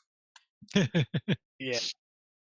Right, and that's just a tiny slice of like how technology is changing everything, but it also changes the techniques. It changes the form factor and what you can and can't do. What you may had a great idea even 5 years ago and thought, oh, this is impossible, and maybe it was 5 years ago, but it might not be next year. Yeah. Right. Yeah. Right. Technology. Again, I think. Good. I was just going to say, technology is changing that fast. So, I mean, it's. Well, even with AI, going back, like, I study AI every day. It used to be that I could like, oh, there's a new announcement every month or two, right? Like, oh, look, 3.5 is coming out and 4 is coming in 6 months, and 4 comes out, and like all these things and these little updates, and they're like monthly. Now I see updates 2 and 3 times a day sometimes. Oh, wow. Yeah, it's crazy. It's so fast. Oh yeah, like the thing that really hit me, I think is what hit a lot of people was recently from like I want to say a month or 2 ago from OpenAI when they released that new like video AI and like seeing that and like the people comparing how it was just a year ago. It's like I think you were talking about, is that Sora? Is that the one you were Sora. talking about? Yeah, that. Yeah. And because I think I'm pretty sure we talked about this on stream a while back, and it's like absolutely insane how in just 1 year how far that came. Yep. And it's like how much farther is it gonna go? Yep. It's a difficult question to answer, honestly. Yeah. I think I saw on LinkedIn today. I think I saw like there was a new movie trailer or something that was done all in AI for James Bond, if I remember right. Yep. Really? Yep. And it's powerfully good, right? There were a couple spots you could tell was AI, right? A little bit jittery here and there. Probably the better one is like go look at image generation from a year ago and count how many fingers everybody has. It's gotten better about that. I still see things from time to time, but it's like, wait a minute, isn't 6 fingers normal? Yeah, right. What I thought was strange about that is we'd see all these. My wife and I would see all these posts online and stuff, and like we knew they were AI. Like, didn't anybody realize that person has an extra arm? It's amazing how much stuff your brain just filters out. It just, I don't even see it. It's crazy. Yeah, I feel like at this point, I've looked at enough AI to be able to like recognize it. Until it begins to be so good, it's almost unrecognizable. Right. But maybe that's because I'm online more and I look at this stuff more. But I feel like for other people who don't pay as close attention to these things, they're not. They see something, they're like, "Oh wow, look at that!" They're not like paying that close attention to like their fingers and how those look or anything. Right. Yeah. So, or the eyes or the hair. There's still a couple of wonky spots. Eyes and faces. Object permanence. As something goes behind something, whether or not it comes out the other side. Yeah, I sent you guys a picture. One of the hobbits actually has that problem. I noticed one of his ears was sticking out through his hood. Yeah, I've noticed that problem. Just like getting things to work, like that kind of existence of things behind another object is where it Yeah. really struggles. Yeah.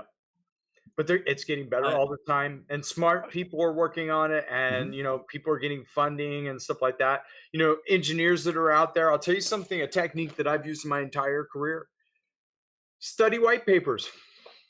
It's Yes. so easy to find them now. There are white papers out everywhere. All these people who are getting their PhDs and all these colleges are, you know, probably 10 times smarter than I am. They're writing up these papers.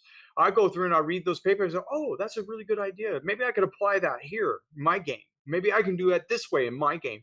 But, you know, those things are the innovations, right? It's the applied technology, right? Those guys might not ever even do something with that because they're writing a paper that's for a thing, that doesn't turn into a game. Well, hey, I could use that in games like this or whatever your art form is.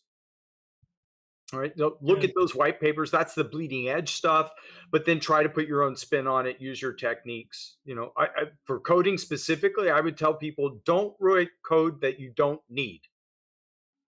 That if you can follow that guideline, that'll keep you out of so much hot water. It will probably fix 90% of the things that you're doing wrong. Don't write code you don't need. Mhm. Right? We all, as engineers, want to like architect these grandiose things and explore these ideas and do all this crazy stuff.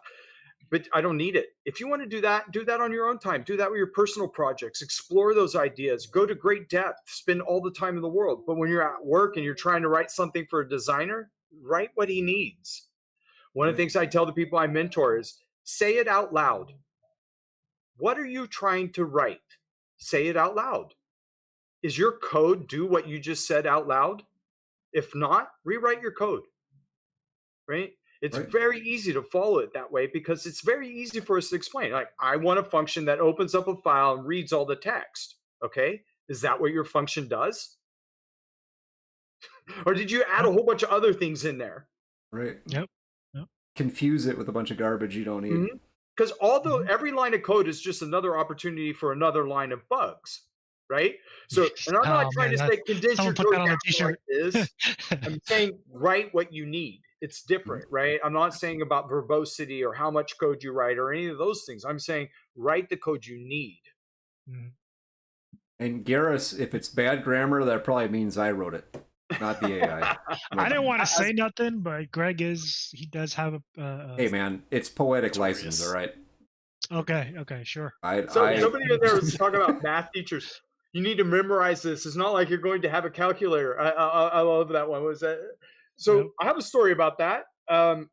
When I was in, remember I told you guys that my first programming was Lunar Lander on a Timex Sinclair. This was way before any of my teachers in school or anything had computers. In fact, most of them didn't even know what a computer was or a personal computer. I remember, and I think it was the 8th grade. I was talking to a math teacher, and we were working on some like algebra or something, and I wasn't getting it. and you know, we can say everything you want about like how did you become a programmer if you didn't get that part of math? Well, I don't know, but I was a programmer. Maybe I understood logic. Well, I told this Mhm. teacher, I was like, hey, I don't think we need to learn this because I'm just going to write a computer program that does it for me. And she publicly humiliated me for that. She or he literally said that that's ludicrous and that will never happen. You don't understand math. You can't make a statement like that. Yeah. Joke's on her. Might have been right about that one. But that was just the mentality of the age, right? Like, but she Yeah. wasn't wrong, or he. I needed the fundamentals. I wished I had learned those fundamentals. It would have made my job a lot easier. right. Yeah, and I agree. Whatever endeavor that you try to do, whatever anyone out there is trying to do, the fundamentals are important. Like mastery comes from mastering the fundamentals. I mean, you learn Yes. that in martial arts. You learn that in a lot, pretty much anything. And anyone who's a master at their craft will tell you the reason why I'm so good, the reason why I got so good is practice, and I know the basics because from the basics everything else is built. Got to know the basics. When I first did any programming, I taught myself how to write DOS on an Apple IIe and creating programs. Good task. And I actually taught myself how to do Java as well for web creation. But would I say that I'm a great creator or even, at anywhere close to a professional level? No. I can get it done, but there's obviously people who can do it better. So Yep, gotcha. Ah, wow, this has been it's been a it's been fantastic an awesome chat. conversation. Absolutely. And it's been an honor. I do And have. again, I'm not saying that for us to cut it short. I'm just saying I You- just looked at the time. I do want to ask. There's a couple of questions I would like to ask here. First off, I mean, we've kind of danced around a little bit, and I'm a little bit confused, so I have to ask you this, Twain. Do you do any type of do you do classes or any type of speaking engagements or anything like that currently? Or So the answer to that question is yes. It's actually something I really, really enjoy. It can be really time consuming to do that, but like I've done lectures at Unity and taught them some of the things that I know about how to build systems and how to build data driven systems. In case you haven't noticed, I'm all about the data. So Or understanding how to use data and how to get something out of data, and I love doing those kinds of lectures. I very much enjoy telling my story. I go to UT sometimes. They have an amazingly cool program down there for video games, and I'll like look at the projects that are coming out and kind of give feedback. As far as speaking engagement, I would love to do that. Right, like it's got to be scheduled and do those kinds of things from time, and I have a good topic, and I'll talk your ear off. what's And going, kind of. I remember at ZeniMax, I used to do lunch and learns. We just called them lunch and learns. I always love lunch and learns, right? Real informal. Bring your food, bring your sodas, whatever. Come hang out. Let me draw on a whiteboard for an hour and talk to you about why I start with data. And talk to you about the strengths and the weaknesses of that, but also the pitfalls or why you're having problems here and how to analyze or fix those problems. And being able to do those things, I've always felt that was really good. Being able to pass that knowledge on is paramount. Absolutely. Right? No, I think you should definitely look into that because I mean you present well and you project well and you have a wealth of experience to draw from, and I that's like Rob was saying, it's an honor to be able to sit down with you and talk and just kind of right. I'm having fun. It's great. Yeah. Well, have you share that with us, share that with the audience. Is awesome stuff. And you are, I mean, we've been doing this for a while now with the guest piece, but like we told you, primarily been, we switched our focus probably about a year ago into TTRPGs and the direct storytelling piece. And so most of the people that we've had on as guests have been from that industry. People like Cody Pondsmith and Thomas Herenstam and Oz Mills and those folks. So you're the first one that we've gotten on from the video game industry, which ultimately, I mean, we started in the video game industry. We and that's our long-term passion is to return there at some point with stories. Not I'm not the database coding guy, but I'll be happy to do that. There you go. That's I'm not an artist at all. No. Well, I mean, we've done some VFX work, stuff like that, but well, yeah, we did do that. Yeah. I was trying. I will say that I was very trying, but it was fun. Oh, thank you. This has been I've had a great time. We should do it again. Fun. Absolutely. We will do it again because you said that. I've got it now. Somebody clip that. It's on. Maybe when after a while, a lot more things have come out of upheaval. You're a little more free to talk about things. Absolutely. Yeah. Hey, tell us a lot of like what has been going on, what is coming up, all that kind of stuff. We would love to hear that and get maybe peek behind the curtain a little bit and maybe and again share that with our audience because you've made very compelling arguments for AI, and I mean you're not the only one, but it's reinforces that aspect to hear it from someone who's doing it, Mhm. you know, Well, and kind of pushing that forward we because are you're not wrong. and we are definitely trying to drive towards getting more people on from the video game industry so Cool. that we Cool. can folks that can really share their knowledge and experience and Yeah. hey, opinions are great too. I mean, that's awesome. Yeah.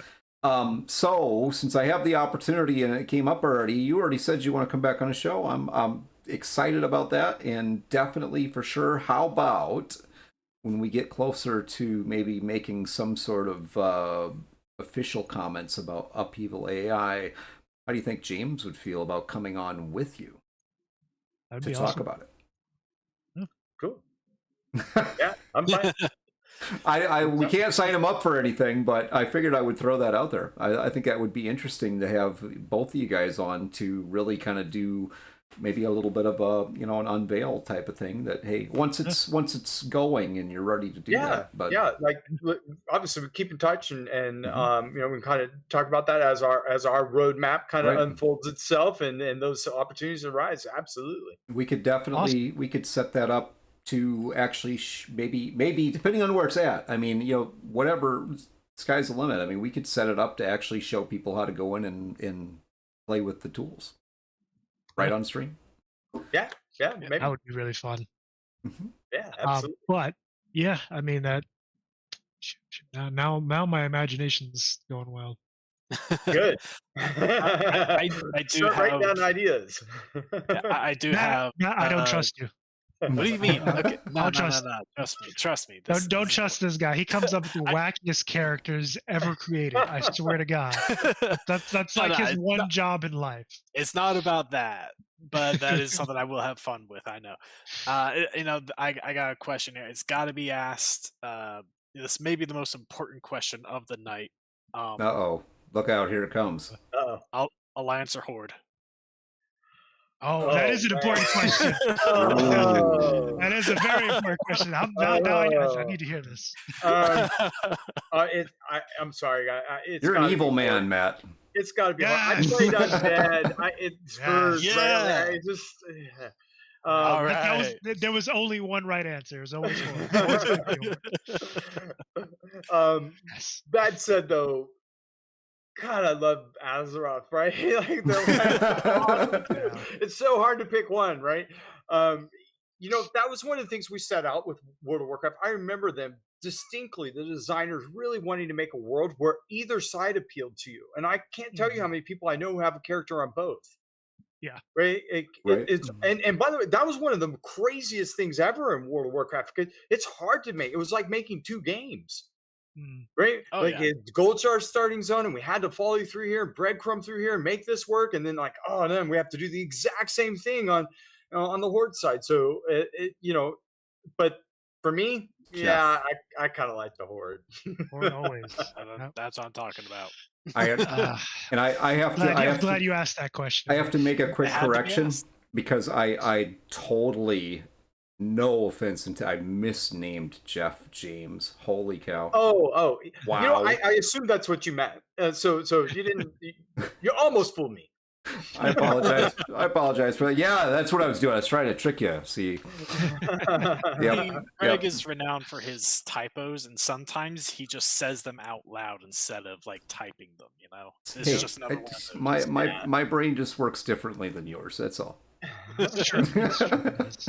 Well, you know, honestly, it's one of the hardest things about what I'm doing right now is not talking about it. You know, I want to talk about it, but when it's ready. Yeah, I honestly, we're kind of in the same boat. We are working on our own internal project, and it is hard to kind of like not Hmm. talk about the things that we're doing Yeah. because we know people are interested in this kind of stuff. We want to share what we're working on, and that is honestly keeping a lid on things is definitely one of the harder things when you're creating something. That just means you Oh, got to yeah. get it done. Gotta Yeah, get, exactly. get busy, I mean, get it done, go to work. Yeah, I mean, I think we're at a stage where we're fairly close to having enough like kind of worked out to where we could start at least talking about like some base concepts.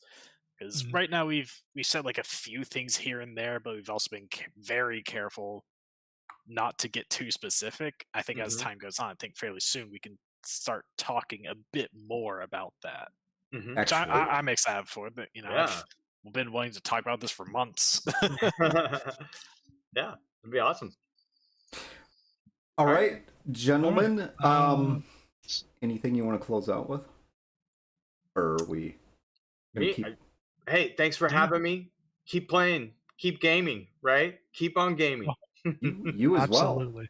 Hey, I'll extend so- an invite to you. I mean, if you ever want to do a little bit of tabletop RP, that's our stick. So I was collecting tabletop games until I ran out of space to keep them all. And boy, you should see the collection that Fergus has created at Obsidian. Oh my lord, every game you can imagine. It is I'm kind of jealous now. just an absolute smorgasbord of all games. It is That's so awesome. Board games are wonderful, by the way. You talk about discipline. You have to make all your decisions and then print them. right, You can't even digitally update them. Like, that's hard work. you just gotta do it really well the first time. That's right. At Carbine we did that. I remember the combat guys were working on it. They would make little flashcards, and we kind of basically made the cards do what the abilities would, and they would literally sit there on the tables and play the game as if it was combat on cards, Mhm. and then fleshed out what they felt was compelling and fun, and then we coded it. There you go. That's I an thought that awesome was idea. brilliant. Mhm. Yeah. Oh yeah. Cool, guys. Absolutely. But yeah, I mean, again, invitation extended. If we do have some private games, and we do have kind of an initiative that we're running here. Just started it basically for players who are interested in potential, or rather, our audience who are interested in becoming players in the RPG nights that we run. Greg runs a cyberpunk game, and we're in the process of kind of running other different games from Free League Press and stuff like that. Some of the different systems and games that they Yeah. have out. How cool. How Yeah, cool. Now, Sounds fun. we currently have a relationship with Free League, so we will be running more and more of their games, and working on some other options, but eventually be running our own products. So that'll be nice as well. How cool. Yeah, All right. I want to see a sneak peek of that. Oh, absolutely, absolutely. We can make that happen. Cool.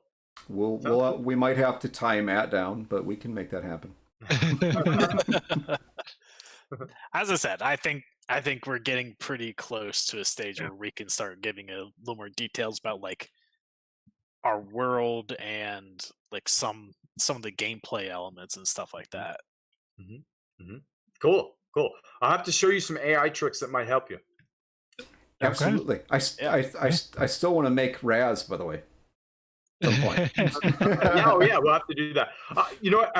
It's getting pretty late here, but I'll ping you. We'll do that. We'll do that in the next couple of days. Sounds good Awesome. to me. Cool. Yeah. Oh yeah. All right, guys. All right, guys. We'll talk to you soon. Yep. You have a good night, and I'm gonna find us a channel to raid out to real quick here. Let's see, what do we got? Legends, Tiger Rider. Actually, this is a streamer that I just came upon. Really interesting story. So please do, if you haven't followed him, please show him some love, give him a follow, and check out his content. Thank you very much, everybody, and you guys have a good night. Here I go again. Twain, thank you very much for joining us tonight, man. My pleasure. It's a pleasure. My pleasure. I had fun. Yeah.